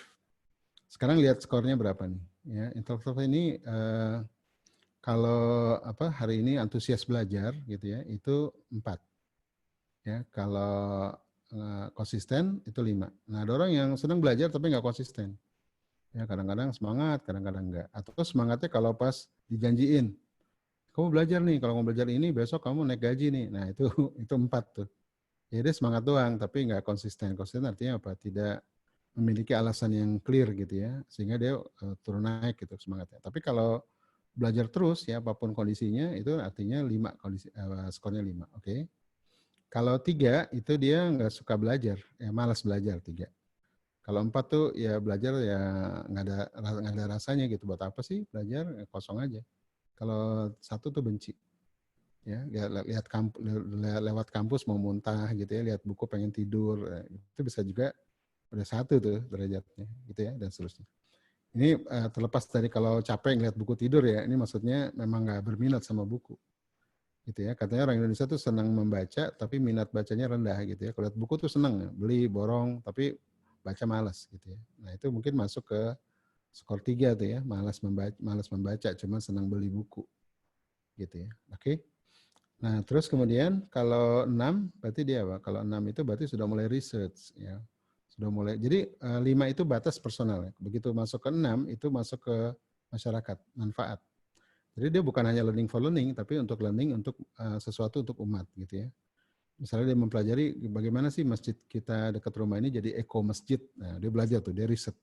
Tapi untuk manfaat gitu ya. Nanti dia usulin ke pengurus masjid, Pak ini harusnya supaya masjid ini nggak perlu pakai AC, mestinya begini Pak. Misalnya ini hasil riset saya, misalnya begitu ya. Nah itu artinya belajar dia untuk umat gitu ya, untuk bukan sekedar belajar untuk belajar. Nah, kalau manfaatnya melebar itu 7. Jadi udah dipakai orang, melebar manfaatnya itu 7. Termasuk misalnya ibu-ibu yang bikin resep ya, bisa nggak sih bikin nugget yang organik gitu ya, yang alami, yang toyib, disukai anak-anak tapi gitu ya, sebagai pengganti nugget-nugget. Anak-anak kan suka nugget tuh, tapi nugget anak-anak kan biasanya olahan yang nggak sehat begitu ya misalnya. Nah itu kalau ibu riset dengan serius, kemudian dipakai orang, itu udah mulai 6. Kalau 7 itu makin melebar manfaatnya gitu ya. Nah kalau 8 itu apa? On mission lagi-lagi. Jadi belajarnya bukan sekedar belajar, sudah jadi inovasi. Ya bagaimana solusi bagi umat itu diinovasi. Makanya kalau saya buku FB itu kan versinya nambah terus ya, karena saya melakukan inovasi. Karena saya ingin solusi saya yang berikan untuk umat itu selalu bertambah, gitu ya. Karena nggak ada ilmu yang stuck kan, semua ilmu berkembang. Gitu. Cara saya adalah saya inovasi, saya riset, saya undang para pakar gitu ya, termasuk saya bikin summit, bikin FB series, itu saya undang para pakar. Dan saya belajar gitu ya, dan saya menikmati prosesnya. Makanya buku FB nambah terus versinya gitu ya, karena hasil belajar terus menerus, begitu kan? Nah ini kita perlu itu ya, itu disebut dengan kalau dalam Islam itu disebut dengan ihsan ya, ihsan yang melakukan hal yang baik terus menerus. Oke, nah silakan di-skor. Terus yang keempat adalah seksualitas. Nah, seksualitas ini bicara dua hal sebenarnya. Pertama bicara kedekatan, yang kedua bicara identitas. Nah, saya bicara kedekatan dulu ya. Kalau hari ini kita merasa nggak dekat dengan 3 golongan, ya pasangan, anak, orang tua. Salah satu aja nggak dekat, itu skornya 3 ke bawah. Ya nggak nyaman. Ya, lihat Abi pengen nonjok aja misalnya gitu ya. Itu satu tuh ya, benci berarti. Ini nggak nyaman gitu ya, nggak nyaman dengan orang tua. Kalau ada orang tua rasanya gelisah gitu ya. Atau sama pasangan yang udah menikah ya, lihat istri tuh bawahnya sebel aja. Nah itu skornya 3 tuh atau 2 gitu ya. Atau nggak ada rasa lagi sama pasangan, hambar, itu 3 ke bawah pokoknya. Oke ya. Itu satu masalah hubungan. Jadi dengan 3 golongan tadi, orang tua, anak, sama pasangan. Ya kalau misalnya masih bujangan tentunya sama orang tua ya. Gitu ya. Itu masalah kedekatan. Terus yang kedua masalah identitas ya. Kalau kita hari ini baik menikah maupun belum menikah, laki-laki tapi merasa kurang laki-laki, kurang jantan gitu ya, agak melambai misalnya, atau cewek agak tomboy. Nah itu skornya bisa 3 bisa 4 tuh, ya, karena nggak ajak identitasnya. Dia malas menjadi dirinya sebagai laki-laki misalnya, itu 3. Atau dibenci, ada kalau benci sampai jadi lesbi, kalau perempuan ya jadi homo begitu, itu sampai udah parah tuh. Gitu ya. Maka teman-teman sekalian nanti kalau 1, 2, 3 skornya itu perlu terapi ya, nanti kita lihat. Ya, makanya kalau bisa jangan sampai 3 ya, jangan sampai 2 gitu. Kalau 3 masih konseling, apa-apa. Malas tuh masih konseling. Tapi kalau sudah mulai hampa dan benci, itu harus diterapi itu. Ada luka yang dalam itu. Oke ya, tapi jangan khawatir kalau memang begitu ya nggak apa-apa, apa adanya aja gitu ya. Justru ini jadi kesempatan kita untuk memperbaiki. Sepakat ya? Oke. Nah, kalau sama orang tua dekat, sama anak dekat, atau pasangan dekat, itu skornya 4. Tapi nggak konsisten. Maksudnya apa? Ya kalau saya sama anak hangat gitu, tapi nggak cukup waktu. Karena saya sibuk bekerja. Nah, itu 4 tuh. Berarti antusias tapi nggak konsisten. Oke? Gitu. Atau karena dari dalam diri saya, ada juga seorang ibu bilang, saya tuh sama anak, sayang saya sama anak, senang main, tapi nggak lebih dari setengah jam. Setengah jam saya capek. Ya saya merasa bosan. Gitu. Nah itu ada apa tuh? Gitu ya, mungkin ada sesuatu tuh. Nah, itu biasanya 4. Ya, jadi nggak antusias. Nanti kita gali memang, ini kan baru memetakan ya. Nanti setelah ini kita gali kenapa tuh 4 gitu ya. Oke, sekarang 5. Kalau 5 tuh antusias dan konsisten ya. Dalam segala cuaca, segala waktu, pokoknya hangat, cukup waktu, cukup kualitas, cukup kuantitas. Nah itu 5. Oke, itu dalam keluarga. Kalau 6, kalau 6 ini keluarga kita udah selesai di dalam, memberi manfaat keluar. Nah, jadi kalau keluarga kita ini sering ngasih manfaat ke tetangga ya, menebarkan FBE, ya, mendamaikan keluarga lain gitu ya, mendidik keluarga untuk didik anak, rajin berbagi di sosmed tentang mendidik anak. Ya, jadi dalam selesai dia bergerak keluar, ya gitu ya. Tapi kalau misalnya saya tuh aktif di parenting segala macam gitu ya, tapi di rumah berantakan ya itu turun lagi tuh ketiga gitu ya. Berarti dia cuma pencitraan tuh, cuma reputasi gitu ya. Tidak, itu kita harus jujur mengatakan itu ya. Karena banyak juga orang di ustadzah misalnya atau siapa bicara luar tentang pendidikan anak di dalam rumahnya berantakan gitu ya. Itu kita jujur aja gitu ya. Jadi jangan sampai nanti tiba-tiba rubuh gitu ya. Gimana pernah ngalamin kan karena sibuk dari TV ke TV gitu ya, anak keleleran katanya istri. Agim pernah ngalamin masa-masa itu kan. Nah itu berarti kalau dipetakan begini Agim kaget tuh. Ya, mungkin di spiritualnya kelihatan tinggi tapi anjlok di sini. Oke ya. Gitu. Kalau 7 itu biasanya keluarganya sudah memberikan manfaat dan ada branding. Nah, mungkin pernah dengar ya family branding. Jadi keluarga kita tuh sudah disebut apa oleh lingkungan. Tapi bukan kita yang nyebut, ya lingkungan yang nyebut. Ini keluarga fitrah gitu. Ini keluarga hidroponik, keluarga pekebun. Jadi masyarakat sudah merasakan manfaat keluarga kita gitu. Misalnya orang datang ke rumah saya, walaupun nggak disebut ya rumah fitrah gitu, tapi orang kalau datang ke rumah saya pasti minta advice tentang pendidikan fitrah. Nah, mungkin orang datang ke rumah saya minta pinjam uang atau gitu ya, karena saya bukan bank juga gitu ya, walaupun ada juga pinjam uang. Tapi kalau ke rumah saya pasti umumnya minta tentang edukasi, life coaching gitu ya. Nah itu tanpa sadar rumah tangga kita sudah punya branding, itu skornya 7. Oke, kalau 8 itu sudah on mission. Ya, apa yang mau diperjuangkannya, nah itulah keluarganya. Jadi sudah mulai melibatkan anak, istri dalam perjuangan.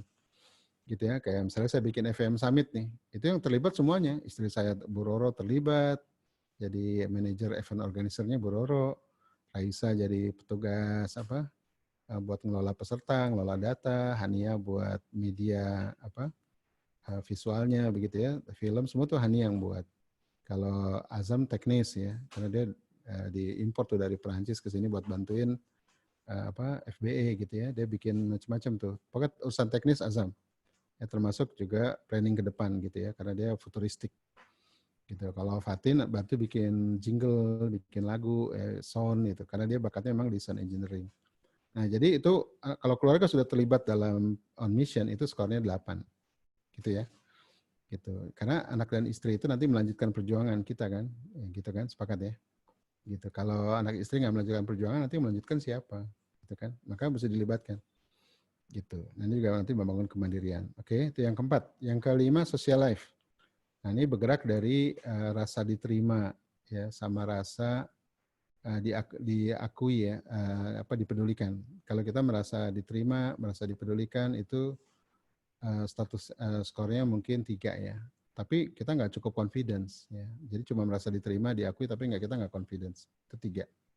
Ya, jadi ya datar aja. Ya disayang iya, diterima iya, tapi saya kok nggak confidence ya, nggak pede. Berarti itu 3. Kalau pede ya itu 4. Percaya diri ya. Jadi, tapi nggak konsisten. Maksudnya apa? Percaya diri tapi nggak bisa ngatur diri. Nah itu 4. Jadi kalau ini nggak terkait sama bakat loh ya. Jadi jangan bilang saya ini orangnya emang berantakan bakatnya, bukan. Ya rapi itu akhlak, adab ya gitu. Jadi jangan nunggu bakat. Memang orang yang bakatnya imajinasi gitu ya, itu memang sedikit agak berantakan, tapi jangan jadi alasan untuk berantakan gitu ya. Orang harus rapi, bersih gitu ya. Itu bagian dari akhlak pada sosial termasuk gitu ya. Nah ini kalau antusias ya, antusias itu dalam makna self confidence ya, itu 4. Oke. Kalau regulation bisa ngatur diri itu 5. Nah, soalnya ada orang yang confidence tapi nggak bisa ngatur diri. Ada ya, nggak mesti disuruh-suruh, tapi dia pedean, cuman ya mesti disuruh-suruh itu masih 4. Nah kalau 5 ini sudah self confidence sama self regulation, oke? Gitu.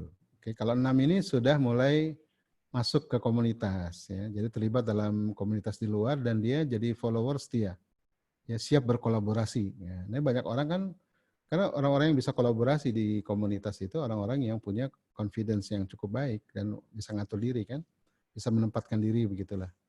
Nah itu baru bisa bersosial. Nah sering kan teman-teman ada di grup WhatsApp, ada orang yang silent leader, diam aja. Komen enggak, apa enggak, tiba-tiba masuk maki-maki, tiba-tiba masuk posting apa yang enggak jelas. Nah gitu ya. Tapi ada orang yang di komunitas kan hangat gitu ya. Ini enggak nunggu bakat gitu ya. Oh saya bakat saya enggak guyup. Enggak. Memang bersosialisasi itu fitrah. Memang ada orang-orang yang lebih dari itu bakat. Ya. Tapi secara minimum ya, secara normal orang harus jadi orang yang siap jadi pemimpin, siap jadi pengikut ya. Jadi karena kata Rasul setiap antum adalah mas'ul ya. Kalau setiap mas'ul itu akan diminta pertanggungjawabannya. Jadi kita tuh pemimpin. Tapi kalau orang bakat gimana? Oh, bakat di atas rata-rata kepemimpinannya. Tapi setiap kita pemimpin ya. Nah, kalau di komunitas tuh paling nggak kita siap jadi leader, siap jadi follower. Nah, itu skornya 6. Oke, kalau 7 tuh sudah punya komunitas, bukan cuma ngelola komunitas orang, tapi dia punya komunitas sendiri, dia yang mewujudkan sendiri, begitu ya.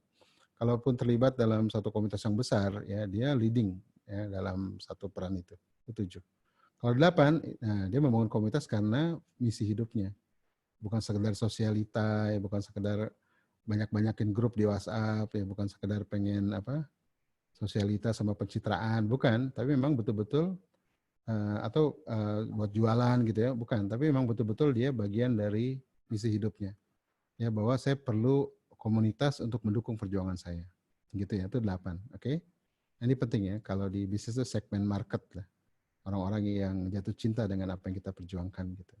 Maka Rasul juga membuat ini kan, membuat komunitas ya, kaum ya para sahabatnya direkrut begitu. Oke, itu yang ke berapa? Kelima ya. Yang keenam itu estetik. Ya, ini keindahan. Nah, kalau hari ini kita merasa hidup kita kurang indah, kurang me time, ya terlalu letih, ya bahkan cenderung benci sama kehidupan, itu satu ya. Kalau benci, kalau dua itu hambar, ya jadi apa ya, kecapean juga bisa, ya, 3 ini biasanya karena overload bisa, karena juga nggak punya orientasi, itu 3 ke bawah. Kalau 4 ini cukup me time, ya cukup me time itu tiap orang beda-beda ya, ada yang me time baca buku, ada yang me time traveling, ya, kalau cukup me time itu 4. Oke, kalau nanti yang bertanya nyusul ya. Kalau 5 itu dia sudah bukan hanya me time tapi punya apresiasi, ya apresiasi sama keindahan, dia suka sastra gitu ya, mulai menyukai hal yang indah dan seterusnya gitu ya, menanam pohon. Ini bicara harmoni juga ya, tutur katanya tuh enak gitu ya, itu sudah mulai masuk 5. Kalau 6 dan 7 ini sudah sudah mendamaikan orang lain lah. Ya, kalau berkebun itu sudah bikin melestarikan hutan, udah bergerak ke komunal gitu ya, sudah bukan lagi urusan pribadi tapi udah urusan lingkungan. Itu 6 7. Oke, kalau on mission ya nanti bagaimana solusi kita tuh solusi yang ramah alam ya. Kalau bikin produk rumah tangga, kalau kita bikin produk misalnya, produknya itu ramah alam, ramah lingkungan, ramah manusia. Nah, itu sudah masuk on mission gitu ya. Nah, itu. Oke, itu aesthetic life. Terus yang ketujuh, health life. Nah, kalau ini bicara 4 ya, pola makan, pola tidur, pola gerak, pola bersih. Kalau 4 pola itu berantakan, itu skornya 3 ke bawah. Ya, pola makan berantakan. Salah satu aja berantakan, itu 4 ke bawah. Itu makan teratur, ya, tapi teratur junk food ya, itu 3 ke bawah. Olahraga teratur, ya, kadang-kadang sekali, kadang-kadang 2 kali sebulan, itu 3 ke bawah gitu ya. Maksudnya ini pola makan, pola tidur, pola gerak, pola bersihnya sudah terprogram. Nah, kalau sudah terprogram dan sudah punya kesadaran untuk hidup sehat, ya itu 4. Kalau konsisten melakukannya, itu 5. Oke? Kalau sudah menyehatkan orang lain, itu 6. Termasuk lingkungan ya. Sudah mulai menyehatkan lingkungan, orang lain, bikin klub senam, yang ngajak orang untuk gym gitu ya, bahkan pelatih gym itu 6. Kalau 7 makin melebar manfaatnya. Kalau 8 itu maka dia menyiapkan program kesehatannya itu dalam rangka memperjuangkan misinya itu 8. Oke? Gitu. Oke ya. Kalau yang terakhir ini growth life. Nah, growth life ini bicara tentang kedewasaan. Dewasa itu ukurannya apa sih? Tanggung jawab ya. Kalau hari ini kita merasa malas banget ya kalau harus take over tanggung jawab di rumah, misalnya ini piring nggak ada yang cuci, malas banget. Nah, itu kedewasaan kita tuh 3 ke bawah tuh, gitu ya. Kalau kita hari ini tangkas ya untuk kalau orang Sunda bilang serigap gitu untuk menjemput tanggung jawab itu 4 ya. Walaupun nggak konsisten, kadang-kadang mau, kadang-kadang enggak, tapi senang mengambil alih tanggung jawab. Nih adik saya nggak ada yang jagain nih, saya jagain deh gitu. Nih ayah lagi keluar kota nih, atau suami lagi nih, saya take over deh sementara gitu ya. Nah, kalau tanggung jawab itu tidak muncul gitu ya, itu 3 ke bawah. Tapi kalau muncul itu 4. Ya, kalau kadang-kadang, ya kadang-kadang itu 4 berarti ya gitu. Ini termasuk masalah mindset ya. Kalau hari ini kita susah merubah mindset ya. Saya tahu nih, kalau nyubit anak tuh nggak boleh, tapi tetap aja nyubit. Nah itu 3 ke bawah tuh. ya ada kemungkinan kita punya masalah di mindset atau masalah di mental illness atau inner child. Nah, jadi kalau kedewasaan ini, kalau 3 ke bawah ini bicara inner child, mental illness, tentang pengasuhan, gitu ya. Itu salah satu adalah susah merubah mindset. Nah, saya tahu ini salah, tapi itu lagi dilakukan. Misalnya makan junk food ya. Tahu nih teorinya, kalau makan gorengan itu nggak boleh, tapi dimakan juga. Ini ada masalah di sini, illness. Ada kemungkinan gitu ya. Oke ya, gitu. Jadi susah merubah habit yang buruk ya, susah merubah mindset, ya merasa mentalnya anjlok dan seterusnya. Itu 3 ke bawah di sini di growth ini. Kalau 4 itu sudah cukup ya, cukup tanggung jawabnya sudah bisa diberikan, bisa merubah mindset buat diri sendiri, cuma nggak konsisten. Kalau 5 konsisten, ya dia sudah siap bertanggung jawab. Kalau ada mindset yang buruk, dia cepat bisa berubah. Itu 5. Jadi dirinya selesai lah. Itu disebut dengan selesai dengan dirinya. Kalau 6 ini sudah mulai mengajak orang untuk maju gitu ya, growth. Dan kalau tadi personal growth, sekarang udah mulai other growth ya, bagaimana membuat orang lain maju, menyehatkan orang lain gitu ya. Ada keinginan untuk mengambil tanggung jawab umat. Nah, itu masuk ke 6 gitu ya, masuk ke 6 betul. Nah kalau 7 tuh makin besar, ya senang banget menjemput tanggung jawab gitu. Nah itu nanti yang 8 itu siap menerima panggilan berikutnya. Nah jadi ini penting, semua ini penting. Nah, sekarang silakan di-skor, kira-kira skor kita seperti apa gitu ya. Silakan di-skor. Ini sampai jam berapa ya? Sampai jam 3 ya, masih ada waktu 45 menit. Silakan yang mau mau konsultasi. Sudah. Nanti setelah di-skor ada langkah berikutnya atau mau dicoba diulang lagi silakan. Ini ada skornya, silakan kalau mau direview gitu ya. Ini ada, silakan dibaca. Nah, ini untuk fitra iman ya, atau spiritual life ya. Kalau tidak antusias itu 3 ke bawah. Ya, kalau antusias itu 4, tapi nggak konsisten nih. Tapi udah mulai suka diskusi gitu ya, sudah mulai tertarik dengan agama begitu 4. Kalau konsisten gitu ya, itu 5. Nah, sudah mulai punya kesadaran, mulai ke kajian. Nah, kalau 6 ini sudah komunal nih, sudah terlibat di dakwah. Gitu ya, silakan. Oke, silakan angkat tangan kalau ingin bertanya di slide ini.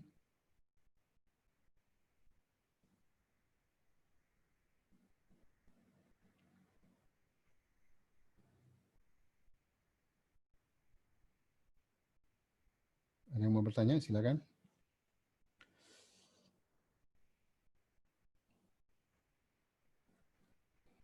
Cukup?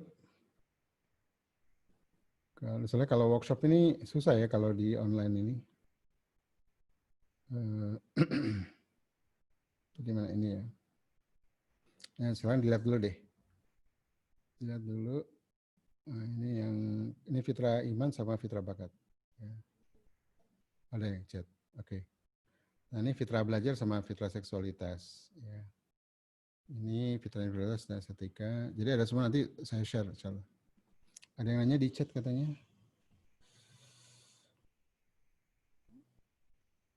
Oh, saya stop dulu ya ini. Oke, chat. Belum ada nih. Assalamualaikum Ustaz. Oh ya, cuma menyapa dia. Habis di skor, apalagi Ustaz? Rata-rata skornya 4 saya Ustaz. Alhamdulillah 4-nya. Berarti masih normal ya. Ini berarti ada apa ya, kalau 4 ini berarti kan nggak konsisten ya. Nah, setelah skor udah selesai, kita gali nih kenapa nggak konsisten. Nah, setelah itu di sini ada formnya. Nah, misalnya skornya tadi ya spiritual. Nih teman-teman bisa lihat ini. Spiritual tadi skornya misal 4 gitu ya. 4 tuh kenapa 4? Cerita aja. Satu, kalau ibadah ya, kalau sholat mah cukup rajin ya, tapi kalau infak tuh kayaknya malas misalnya begitu ya. Tulisnya di sini. Gitu ya. Kenapa tuh skor 4 diberikan? Jadi why did I score it this way gitu. Kenapa saya skor seperti itu? Tulis di sini. Ya, saya kalau sholat mesti disuruh-suruh sama orang tua. Sebenarnya saya bergairah, tapi kalau ada teman-teman gitu ya, tulis aja. Oke. Oke. Nah, setelah ditulis, sekarang kita lihat ya. Ya, sekarang kita lihat apa ya? Coba ingat-ingat sepanjang hidup kita ya. Ada nggak hal-hal yang membuat kita tuh semangat? Tadi misalnya saya semangat kalau sama teman-teman, ya tulis aja. Saya semangat tuh kalau sama teman-teman gitu ya. Atau saya semangat tuh kalau dalam keadaan menantang di gunung misalnya. Tulis aja. Ya, gitu. Apa yang membuat pemicu? Obstacle, apa nih obstacle?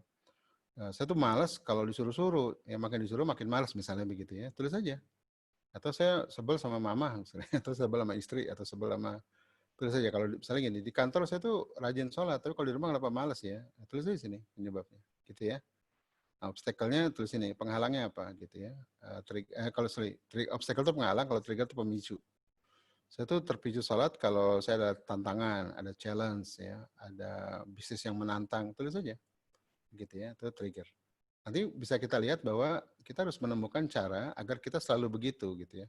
Kalau memang misalnya kita sholat rajin itu karena harus banyak teman, maka nanti kita harus selalu menemukan cara supaya banyak teman. Misalnya ikut komunitas orang-orang soleh gitu ya, sholatnya di masjid, kan begitu misalnya. Atau minta dijemput teman, dan seterusnya gitu. Jadi trigger ini nanti menjadi ruang bagi kita untuk bagaimana itu bisa konsisten trigger itu gitu ya. Tentunya bukan trigger yang sifatnya duniawi ya. Misalnya saya tuh semangat kalau dikasih hadiah gitu. Itu bukan itu. Trigger ini maksudnya trigger dari dalam jiwa ya. Apa yang membuat saya tuh bersemangat gitu ya. Gitu oke ya. Gitu. Kalau saya semangat kalau di atas gunung, ya udah tiap hari naik gunung aja gitu. Tiap hari butuh tantangan kan, maka ikut pencinta alam ya. Tapi pencinta alam orang-orang soleh itu mungkin kita jadi nanti rajin sholat sepanjang itu gitu ya. Ini penting. Oke ya, ini trigger sama obstacle. Nah, kita bisa juga gali dari masing-masing dimensi yang lain. Jangan-jangan kita malas sholat gitu ya, karena masalah pekerjaan, ya kan? Karena pekerjaan kita overload misalnya. Nah, ini obstacle-nya dari sini. Karena saya overload lah, maka secara keimanan saya malas sholat. Bisa jadi. Jadi kadang-kadang ada penyebab dalam sebuah fitrah, sebabkan fitrah yang lain gitu ya. Ada dimensi hidup lain yang nggak seimbang. Sepakat nggak? Gitu ya. Misalnya overload dalam pekerjaan. Jadi kaitannya sama pekerjaan nih. Atau saya merasa hari ini saya tuh nggak cocok kuliah saya. Efeknya kemana? Saya jadi malas sholat. Bisa juga. Gitu ya. Ini harus jujur tapi ya. Gitu. Saya tuh dipaksa-paksa kuliah di sini. Akhirnya sama ibadah saya sekarang jadi nggak semangat kayak dulu. Misalnya gitu. Bisa juga pemicu orang yang nggak sholatnya malas itu karena dia merasakan bahwa apa yang dijalani hari ini nggak relevan dengan bakatnya. Sepakat ya? Jadi ini disebut dengan namanya apa ya root causes analysis ya. Jadi menggali akar masalah dengan cara melihat dari dimensi yang lain untuk sebuah titik gitu. Itu namanya root cause analysis.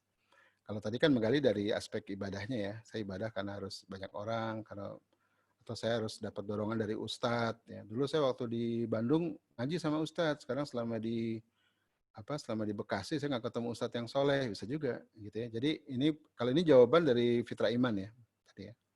Termasuk obstacle dari fitrah iman gitu ya. Ini bisa dijawab. Ini terkait gimana. Tapi kita bisa gali dari fitrah-fitrah yang lain. Dengan intelektual bisa juga nih. Saya kurang ilmu misalnya. Jadi saya merasa selama ini saya kemasukan pikiran-pikiran liberal nih. Ya, kalau di kampus saya banyak orang liberal. Saya dibilang sama orang-orang di kampus saya, ngapain sholat lo? Gitu misalnya ya. Atau saya di kantor saya banyak orang liberal ya, yang bikin saya jadi rusak pikiran saya. Nah, kalau obstacle-nya ada di sana, maka ini nanti jadi penting ya untuk untuk dibuat solusinya nih. Mungkin pindah kantor ya atau pindah kampus atau apa gitu ya. Nanti ini kita belum sampai solusi ya. Kita baru langkah kedua nih. Langkah pertama tadi motret gitu ya. Langkah kedua sekarang lagi lihat potretnya nih. Ya, kenapa potretnya kayak begini gitu ya. Jadi kita mengapa. Jadi konsep dalam fitrah ini bukan bagaimana caranya tapi mengapa dulu gitu ya. Jadi kayak mungkin tahu segitiga ya, segitiga yang benar ya, itu kan bawahnya lebar, atasnya lurus kan. Itu maksudnya apa? Makin dalam menggali, makin tajam solusinya. Ya, tapi kalau kita tergesa membuat solusi, bagaimana mengatasi begini begitu, nanti kita seperti segitiga terbalik ya. Makin cepat membuat solusi, makin melebar masalahnya. Segitiga terbalik. Nah, jadi sebelum kita membuat solusi, temukan dulu akarnya di mana gitu ya. Nah, saya sering menemukan banyak orang tua langsung bikin solusi. Termasuk ini pada pasangan, termasuk ya. Nah, suami saya tuh gini, solusinya pokoknya gini gitu ya. Padahal solusi yang diberikannya itu bukan solusi yang dibutuhkan. Gitu ya. Saya cerita ada seorang istri ya, suaminya PHK begitu. PHK. Suami ini S2 begitu ya, dan suami ini jadi orangnya selalu sukses gitu, selalu sukses, jabatan bagus, kerja di perusahaan asing. Suatu ketika ada peristiwa yang membuat dia ribut dengan atasannya ya, karena kebodohannya atau apa gitu ya. Akhirnya sampai dia di PHK. Nah, jadi diberhentikan dengan tidak baik. Lalu kayak depresi suaminya, depresi sampai nggak bisa 2 tahun ngelamar nggak diterima-terima, kebayang nggak? Padahal secara pengalaman kerja, secara kuliah itu perguruan tinggi negeri, dan itu bergengsi lah. Nggak mungkin kalau sampai nggak diterima. Kok bisa 2 tahun nggak diterima bekerja? Akhirnya sama istrinya diberikan solusi. Udah lama, daripada ngelamar-lamar, kita pulang kampung aja. Kita bikin dia punya usaha, istrinya bikin usaha itu, pinjam sama orang tuanya. Tapi sebenarnya istrinya merasa itu solusi gitu ya. Tapi begitu ketemu saya, suaminya bilang, saya tuh sejak ini merasa berat, Pak. Kalau ke tempat usaha itu kaki saya berat banget. Saya merasa tersiksa. Tapi saya ngomong apa? Pak Hari, saya tuh kurang apa, Pak? Saya jadi istri tuh sudah sabar banget, Pak. Saya nggak pernah berharap nafkah dari dia. Saya bikinkan dia bisnis. Nyata dia nggak bersyukur, Pak. Saya seringkali dizolimi atau apa. Kebayang nggak? Istrinya merasa memberikan solusi, suaminya merasa diberikan beban. Kenapa? Karena solusi yang diberikan bukan solusi yang dibutuhkan. Sepakat ya? Tapi solusi yang menurut ego kita. Oh, nih suami kita, anak kita kalau dikasih ini senang kali. Kalau dikasih ini jadi belum tentu gitu ya. Maka harus digali. Jadi bukan solusi menurut kita, tapi solusi apa yang dibutuhkan. Dan itu harus mengakar menggali. Gitu ya. Tadi kayak misalnya sholatnya 4 skornya. Kita gali nih dari aspek iman itu sendiri ya. Misalnya kurang ustadz. Dulu apa nih, pemicunya apa? Ya, kalau dulu rajin, kenapa dulu rajin? Oh, karena ini. Kalau sekarang malas, kenapa? Malas karena nggak punya ustadz. Karena lingkungan saya buruk, misalnya, karena saya nggak punya lingkungan soleh, gitu ya, dan seterusnya. Atau terkait dengan pekerjaan ya, barangkali, atau kuliah gitu ya. Mungkin kuliah kita tidak relevan dengan bakat kita, gitu ya. Kita jadi penghalang, jadi bikin malas bisa juga, gitu ya. Atau kita nggak, nanti triggernya apa? Kita harus menemukan aktivitas yang produktif, sehingga saya bisa aktif misalnya. Nah, silakan nanti digali dari ini semua. Ya, digali ini semua. Nanti kalau yang berulang itulah yang masalahnya di situ. Misalnya apa berulang? Ketika ngomongin work life ini masalahnya apa? Tidak bisa mengatur waktu.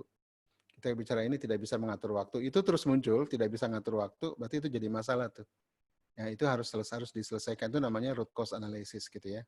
Oh, berarti masalah saya selama ini adalah karena tidak bisa mengatur waktu. Ya, kalau malam begadang, main game, paginya teler, sholatnya berantakan, misalnya begitu ya. Nah, ini kita harus menemukan itu. Namanya apa, penyebab dari penyebab ya, core ya, kalau ada seorang di YouTube begitu. Gitu ya. Jadi teman-teman sekalian, nanti ini jadi PR buat kita gitu ya. Silakan, ini udah paham ya. Jadi ini cara menggali sebuah dimensi fitrah dari dimensi yang lain. Kalau itu berulang terus, ya itu jadi masalah. Ini termasuk nanti di bakat ya, misalnya di bakat nih. Di bakat kita skornya berapa? Skornya 4 juga. Kenapa skornya 4? Nah, ceritakan di sini ya. Terkait dengan apa? Karena nggak sesuai dengan bakat. Karena nggak konsisten dalam seminggu. Bakat cuma sehari, yang 6 hari bukan misalnya, membuat kita jadi penghalang ya, gitu kan. Nah, penyebabnya apa di sini? Ada nggak di spiritual? Oh, nggak ada hubungannya. Oh, ada nggak di intelektual? Oh, nggak ada juga. Kalau nggak ada juga semua, atau nanti ternyata di sini nggak bisa ngatur waktu, bisa juga ya. Di sini nggak bisa ngatur waktu. Akhirnya apa? Jadi intinya dia nggak bisa ngatur waktu. Nah, itu penting nanti ikut kuliah atau ikut skill ya, atau coach ya, dengan coach yang bisa nanti mengatur time management dengan lebih baik misalnya. Oke ya. Kalau tadi perlu merobi misalnya, diberikan lagi merobi atau maestro atau dimagangkan begitu ya. Saya merasa tadi kurang dewasa, itu perlu dimagangkan misalnya. Jadi ini temukan dulu akarnya, nanti baru kita bicarakan solusinya. Oke? Solusi nanti bisa berbeda setiap orang dengan orang yang lain. Clear ya? Mungkin bisa sampai sini dulu. Ada lagi pertanyaan barangkali? Silakan. Ada yang raise hand? Belum ada? Atau yang chatting? Belum ada. Kalau nggak ada, kita close nih. Sudah selesai soalnya materinya.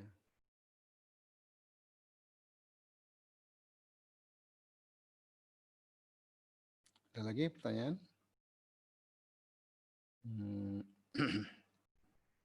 Jadi ini baru 2 langkah ya teman-teman. Langkah pertama adalah langkah pemetaan. Langkah kedua adalah langkah mendefinisikan, ini divine nih. Ini mendefinisikan apa sih sebenarnya akar masalahnya. Nanti langkah ketiga baru Nah, ini langkah ketiga ini baru ideat ya, ide-idenya. Ya, jadi nanti semua obstacle ditulis ini ya, ini summary ini. Oh, ternyata ini yang membuat saya bisa bangkit. Oh, ini yang membuat saya penghalang ya. Ini penghalang saya bisa dosa, bisa juga nih penghalangnya. Bisa dendam sama orang tua ya, bisa juga karena belum ketemu bakat, bisa juga ya, bisa juga karena kemasukan pikiran-pikiran liberal bisa juga. Jadi nanti kita putusin. Tadi sifatnya teknis ya, tidak bisa ngatur waktu gitu ya.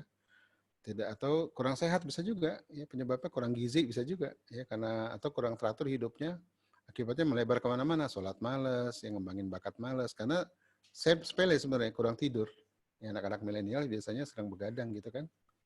Nah gitu, jadi kita sampai langkah ini dulu ya teman-teman sekalian. Nanti silakan untuk memetakan. Jadi kita bisa lihat sekarang kalau tadi ya masalah analisa ya. Kalau rata-rata 4 masih oke ya. Nanti juga perlu dijadikan perhatikan kalau ada yang jomplang kayak gini nih. Ya, jomplang seperti ini. Saya tuh atlet gitu ya. Saya merasa atlet itu panggilan saya. Saya tuh sehat banget. Ya, tapi kalau masalah mindset saya susah berubah tuh, masalah mindset ya. Saya masih ada ganjelan-ganjelan ya. Sama keluarga saya juga dekat gitu ya. Tapi kalau ibadah malas nih. Ini kalau gini jomplang nih. Ya, kenapa nih kok health life-nya bisa memuncak tapi kemudian spiritualnya atau ininya anjlok gitu ya. Nah, ini mesti digali lebih dalam. Ini jangan-jangan hard life ini pelarian. Karena biasanya kalau ada yang menonjol, ada yang anjlok, itu biasanya menonjol itu pelarian. Ada seorang ayah, ada seorang anak muda nih, atau ayah juga ada tuh. Dia secara social life sama karir tuh muncak dia. Jadi kata istrinya, ayah ini kalau udah urusan sosial, dia seneng motor gede, moge gitu ya. Kalau sudah nongkrong sama teman-teman mogenya, sama bisnis itu, wah ini puncak nih. Tapi kalau sama istri malas gitu. Sama anak malas deh. Kalau family life itu anjlok dia. Nah itu kalau seperti itu, jomplang ini ada yang tinggi, ada yang rendah, itu berarti dia nggak balance hidupnya. Ya, nggak balance. Karena nanti kalau nggak balance ini jadi masalah kan, sepakat nggak? Ya ketika keluarganya berantakan, bercerai, nanti sosialnya juga ambruk ya. Sosialnya ambruk, bisnisnya ambruk, dan seterusnya. Gitu ya. Maka kalau ada yang anjlok ini mesti digali lagi nih. Kenapa nih kok bisa terjadi perbedaan yang panjang ini? Ini kalau gini biasanya ada yang sifatnya nggak tulus nih, ya. Ada yang nggak selesai nih. Ini biasanya escape ya, pelarian.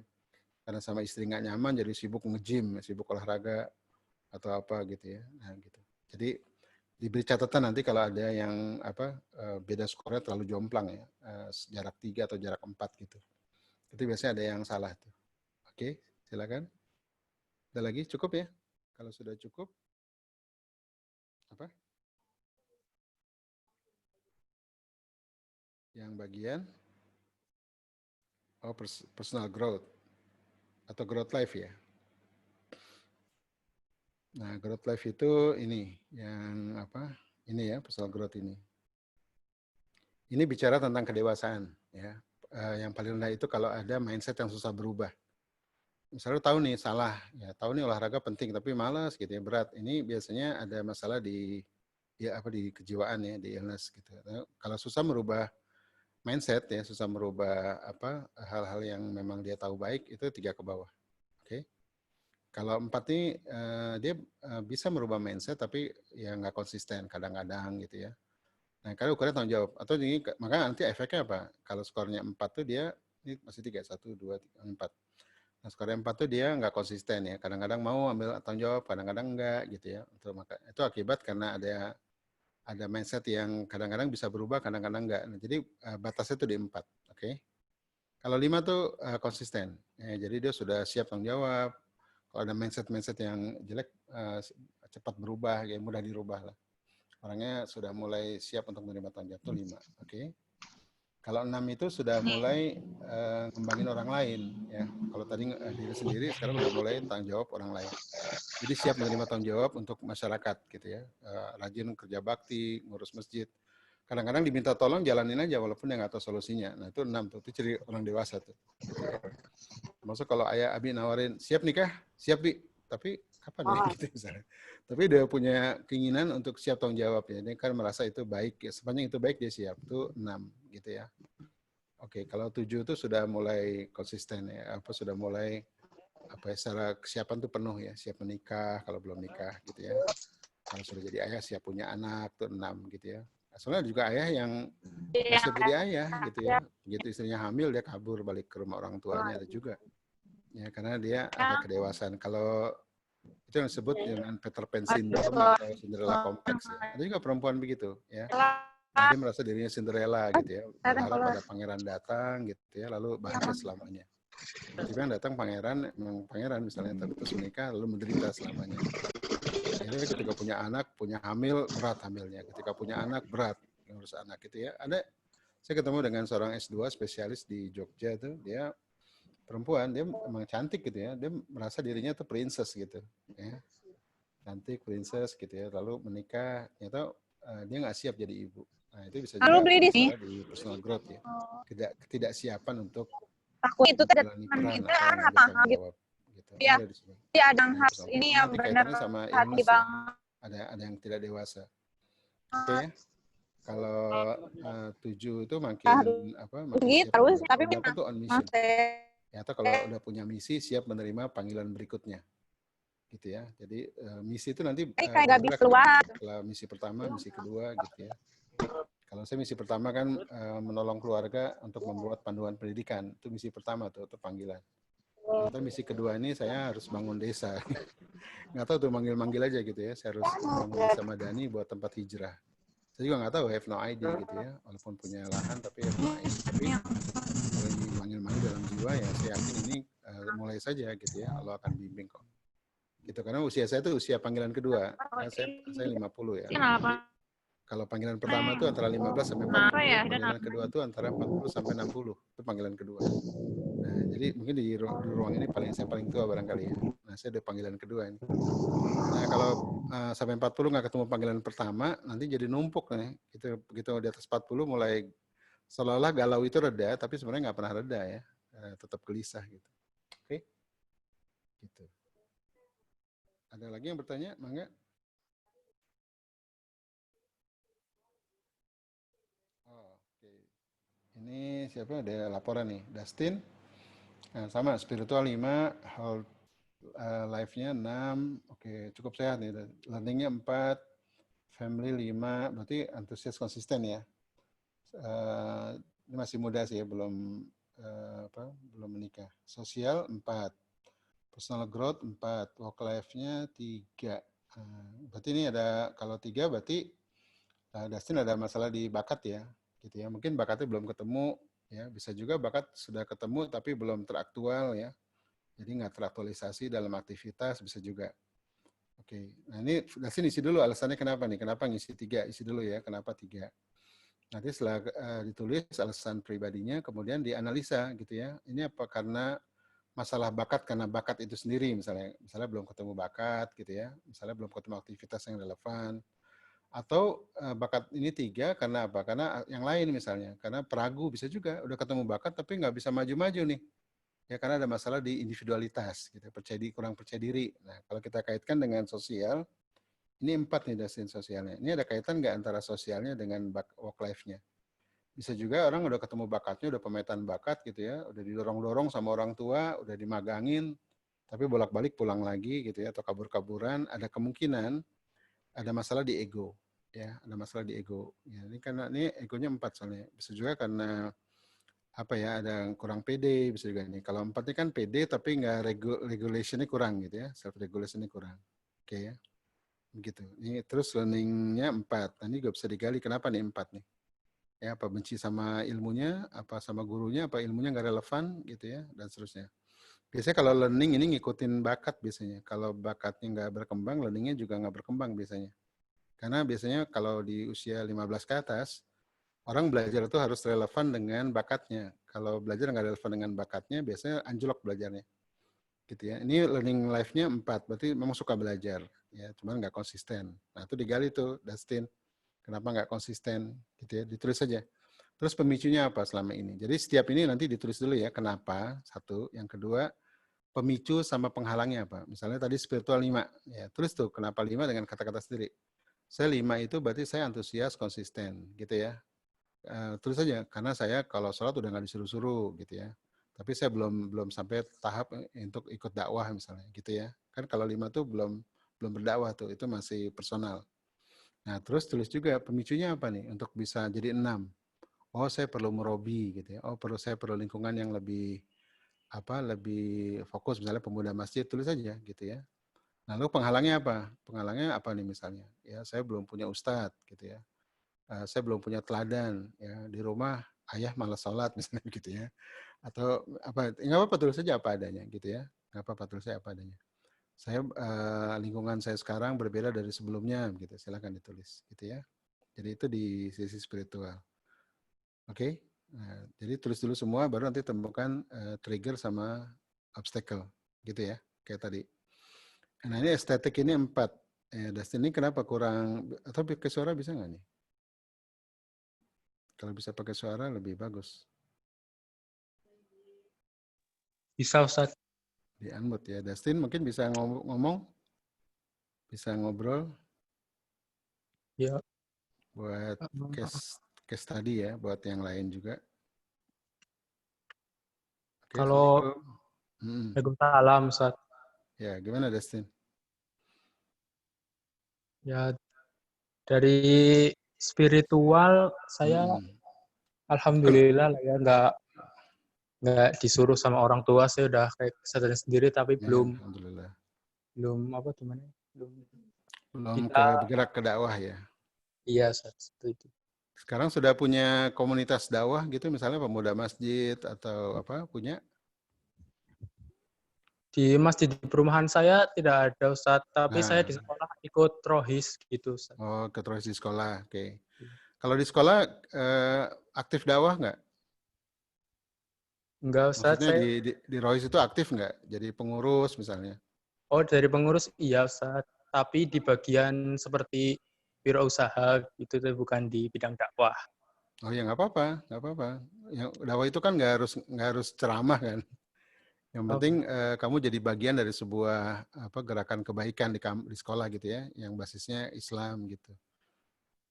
Oke, berarti kalau gitu kamu bisa skornya mungkin 6 tuh ya, karena sudah terlibat di Rohis kan, begitu.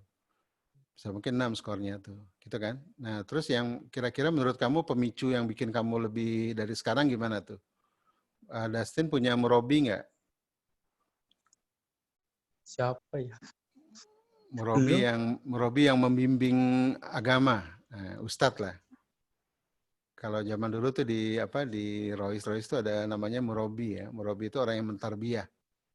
Orang yang biasanya mingguan yang dia jadi ayah kedua lah buat kita gitu ya, tempat kita curhat. Tapi nanti dia memberikan perspektif dari Quran, dari hadis gitu. Punya nggak? Belum ya? Belum punya Ustaz.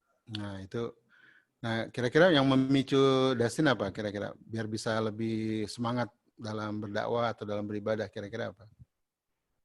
Pernah Berkumpul nggak dengan punya kumpulan ya? iya. Kalau Di, di dekat rumah, kenapa nggak makmurkan masjid di rumah? Belum berani atau nggak ada teman? nggak ada yang seumuran sama saya Ustaz. Oh, kenapa Udah pada kecil-kecil? kuliah, udah pada gede-gede. Jadi saya gimana ya? Oke, ya udah kamu panggil teman-teman Rohis kamu suruh ngeramein gitu.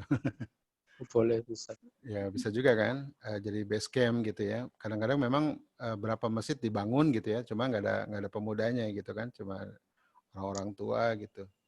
Nah, jadi saran saya coba kamu renungkan aja ya, renungkan kira-kira yang bisa memicu kamu lebih hebat dari sekarang apa gitu ya. Apa perlu merobi, apa perlu lingkungan yang lebih hangat gitu ya. Apa perlu mungkin kamu perlu juga pernah nggak melakukan napak tilas sejarah ke mana begitu, pernah ya? Belum pernah ya?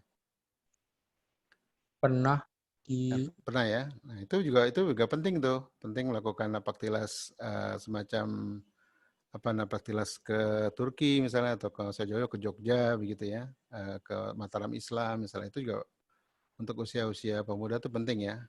Atau menginap di rumah ulama pernah nggak? Belum pernah ya? belum pernah kalau nginep Tuh.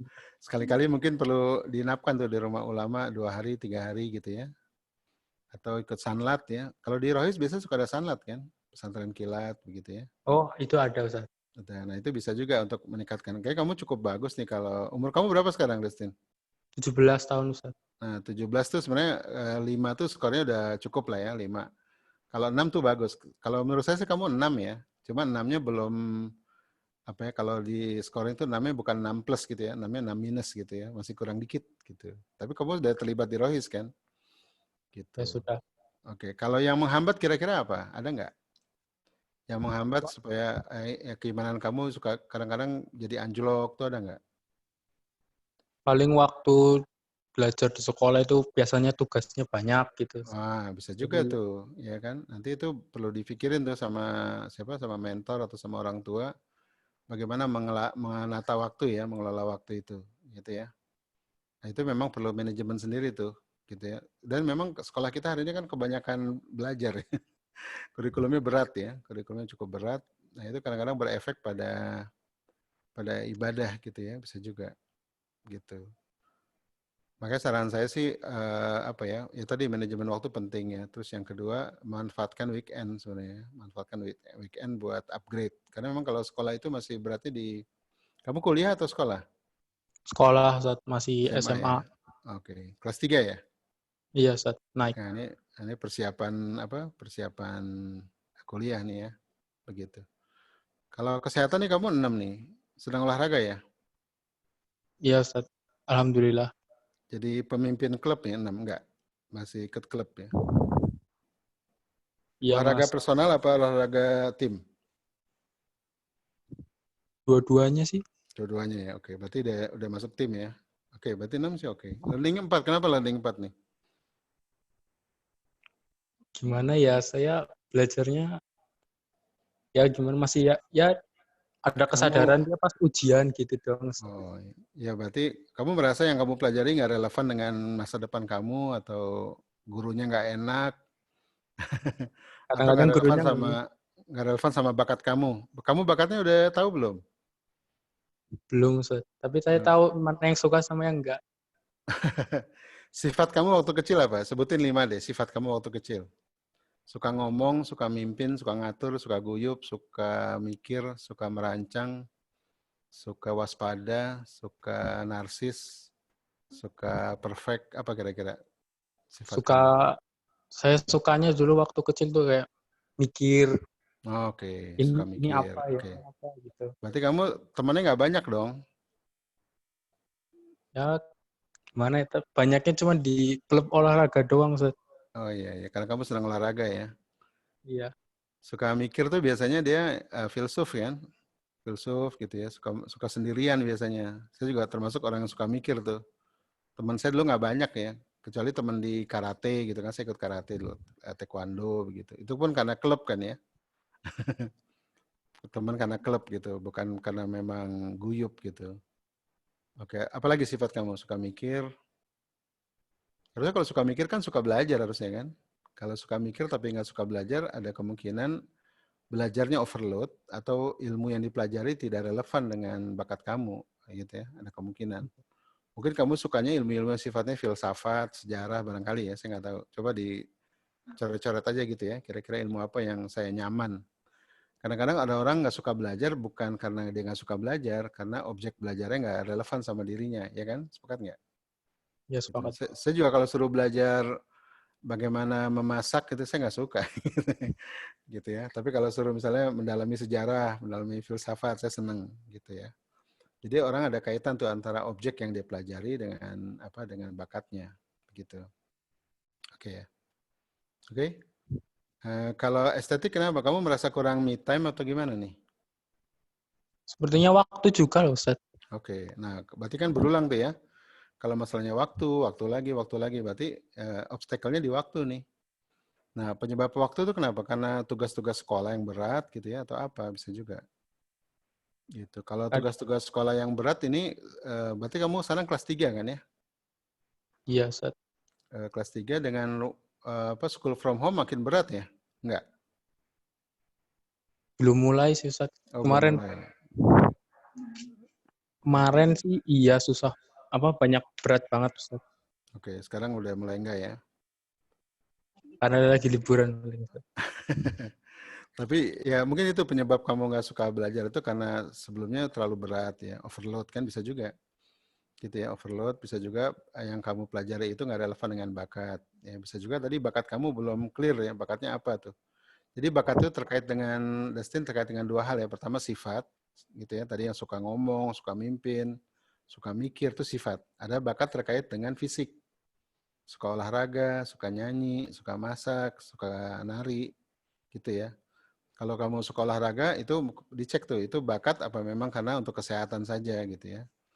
Gitu. Kalau itu bakat ya kamu harus dalami. Mungkin ilmu-ilmu yang kamu pelajari ilmu seputar olahraga ya, tentang nutrisi, tentang apa ekologi mungkin kesehatan lingkungan atau apa barangkali seputar itu ya yang kamu semangat barangkali ya. Begitu. Nah, ini perlu digali memang Justin, gitu ya. Nanti coba kamu tulis dulu aja ya alasan-alasan kamu. Nanti kirim ke saya lewat WhatsApp ya atau nanti dengan mentor ya. Begitu. Alasan kenapa skornya ini, penyebabnya apa, gali dulu deh. Nanti baru kita temukan solusinya ya. Itu Dustin ya. Tetap semangat ya Dustin. Oke. Jazakallah. Iya, Wayakum. Bu siapa nih Wazir? Wazir ini lagi perempuan nih. Assalamualaikum Ustaz Tari, apakah materi ini akan di-share? Iya, di-share insyaallah. Gitu ya. Saya akan share setelah ini. Belum ketemu bakat. Oh, Dustin ya. Dustin belum ketemu bakat. Maka nanti perlu pemetaan bakat nih Dustin ya. Teman-teman di grup kayaknya ada pakar-pakar bakat di sana tuh. Ya, Bu Desi juga bisa kalau nggak salah. Bu Rara, Pak Rumaya ya, Pak Rumaya juga talent practitioner ya, bisa juga nanti membantu menemukan bakat. Terkait intelektual, apakah terbatas dengan banyak baca buku atau belajar melalui platform webinar, ikut coaching, atau bagian dari intelektual? Iya. Jadi intellectual life ini lebih curiosity ya, keinginan untuk belajar terus-menerus gitu. Jadi gairah ya. Jadi fitrah itu diukur bukan dari banyaknya ilmu, bukan dari banyaknya titel, bukan, tapi dari seberapa antusias. Termasuk dalam beragama ya, bukan dari banyaknya murid, banyaknya ijazah, banyaknya hafalan, bukan. Tapi diukur dari antusias tadi. Yang kedua, engage. Kalau bahasa saya kan tadi antusias sama konsisten ya. Jadi antusias, yang kedua engage. Engage itu terlibat. Ada orang antusias tapi nggak engage ya. Dia senang sama buku, tapi kalau begitu baca malas, berarti nggak engage dia. Gitu ya, nggak terlibat. Nah, jadi ukurannya antusias sama engage. Nah, itu fitrah tuh di situ, ruangnya. Nah, saya S3 nih, lagi ngambil S3, ilmunya banyak, tapi saya males, nggak kelar-kelar S3-nya itu, jangan-jangan dia cuman semangat aja ikut S3 tapi nggak engage ya. Itu jangan-jangan bukan perlu digali tuh, mungkin bukan bidangnya, bukan bakat. Teman saya ambil S3 sampai meninggal tuh ada. Karena S3-nya nggak kelar-kelar gitu ya. Karena ternyata dia memang, setahu saya dari kampus tuh dia senangnya jualan gitu ya. Kalau di kampus tuh kalau jualan apa aja laku. Dan dia jadi dosen akhirnya gitu, karena katanya tekanan keluarga harus jadi dosen gitu. Padahal saya bilang senangnya jualan. Dan tiap hari di Facebook itu yang diposting jualan makanan, jualan gitu. Saya bilang sama teman saya itu ya, kamu tuh setahu saya dulu senangnya jualan gitu ya. Kok kamu sekarang malah nggak jadi dosen, ngambil S3? Tuh kalau ngomongin S3 pasti ngeluh kerjanya. Ngeluh aja gitu ya. Udah nggak kelar-kelar gitu. Ya tahun Ramadan tahun lalu tuh wafat tuh karena mah kronis ya. Saya berpikir ternyata ada kaitan ya antara orang cepat mati itu, mohon maaf ya, itu kan memang takdir Allah ya.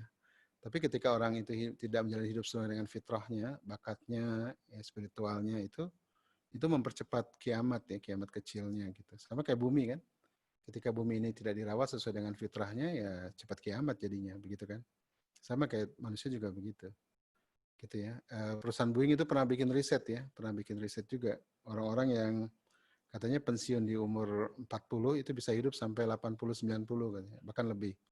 Yang pensiun di usia 50 bisa hidup sampai 70-80. Yang pensiun di usia 60 itu mati di tahun yang sama.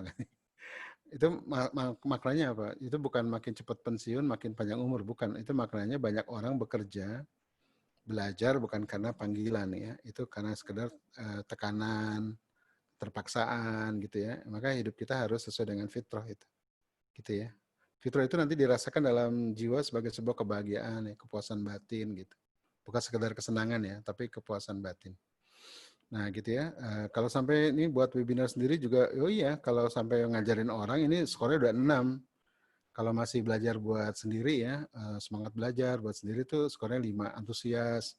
Tapi kalau sudah mulai berbagi gitu ya, sudah mulai riset, bikin webinar buat orang lain tuh skornya 6. Kalau orang lain merasa manfaatnya besar, skornya 7. Gitu ya. Kalau sudah on mission, belajarnya untuk sesuatu yang diperjuangkan. Kayak Pak Habibie gitu ya, dia belajar tapi sejak muda punya misi. Misinya apa? Misinya memakmurkan Indonesia dengan industri strategis. Solusinya kapal terbang kan. Itu dari muda tuh. Walaupun waktu itu dia belum bisa bikin kapal terbang kan, tapi dia punya misi gitu ya, bahwa ini harus jadi. Dan dia belajar untuk itu. Kita lihat Pak Habibie ya, mau apa? Waktu di Jerman, waktu di Indonesia, itu aja yang dipikir kapal terbang ya. Jadi ketua IPTN, jadi Menristek, jadi wapres, jadi presiden, nggak jadi presiden, bikin kapal terbang aja. Karena itu misi hidupnya gitu ya, walaupun sempat terhenti karena Dia lebih memilih ngurus bangsa dulu ya, ngurus bangsa dulu karena reformasi yang carut marut itu kan.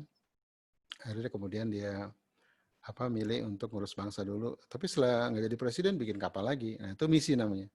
Dan Pak Habibie belajar untuk itu, gitu ya. Jadi yang namanya learning dalam Islam itu intellectual life itu harus diarahkan ke mission of life. Nah itu skornya 8 ke atas tuh. Nah kalau kamu sudah mulai berbagi membuat webinar sendiri, ini bagian dari intellectual life gitu ya. Apalagi kalau sampai membuat manfaat buat orang lain. Oke, clear ya? Oke, ada lagi? Cukup? Oke. Materi saya share setelah ini ya ke grup dalam bentuk PDF gitu ya. Nanti silakan diisi, kemudian di scoring. Kalau teman-teman yang misalnya bakat belum ketemu, itu ada ilmunya lagi tuh pemetaan bakat gitu ya. Karena kalau pemetaan fitrah ini lebih ke holistik ya, semuanya dilihat. Nanti kalau pemetaan bakat lebih didalami lagi gitu ya, spesifiknya apa sih gitu. Ya karena bakat ini lumayan kompleks ya kalau bicara bakat. Oke. Tapi secara umum udah terlihat ya kalau misalnya orang hari ini bekerja atau sekolah tidak malas begitu, itu ada kemungkinan besar nggak sesuai dengan bakatnya. Ya, kelihatan sebenarnya dengan sederhana ya. Lalu pertanyaannya kalau gitu bakat saya apa? Nah itu perlu digali gitu ya, perlu digali. Oke, gitu. Mudah-mudahan demikian Pak Tatang. Moderator. Baik, Ya, terima kasih Ustaz. Sudah selesai ya. Baik, terima kasih teman-teman atas partisipasinya, atas menyimaknya. Alhamdulillah selama 2 jam tadi kita mengenal tentang mendetail ya, tentang fitrah-fitrah di 8 dimensi yang tadi, dan kita sudah belajar pemetaan.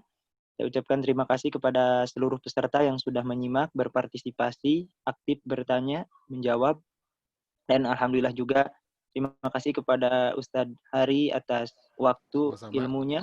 Kita doakan semoga beliau diberikan kesehatan selalu, dan sama-sama bisa belajar lagi dengan kita, sama-sama menyampaikan ilmunya. Alhamdulillah berhubung waktu sudah pukul 1 menit lagi pukul 15, kita sudah di penghujung acara. Insya Allah nanti materinya di-share di grup, dan nanti ada mentor-mentornya yang akan melanjutkan ya. Dan insya Allah pada asar kita lanjut, ada lagi sampai nanti pada isya juga. Tetap semangat bagi teman-teman. Dan saya ucapkan terima kasih Ustadz atas ilmunya, sama-sama, waktunya. Ustadz Tatang. Sampai ya, sama-sama Ustadz. Sampai bertemu lagi di forum-forum selanjutnya. Amin. Mari kita tutup dengan doa kifarah majelis. Subhanakallahumma wa bihamdika, asyhadu an la ilaha illa anta, astaghfiruka wa atubu ilaik. Wassalamualaikum warahmatullahi wabarakatuh. Waalaikumsalam.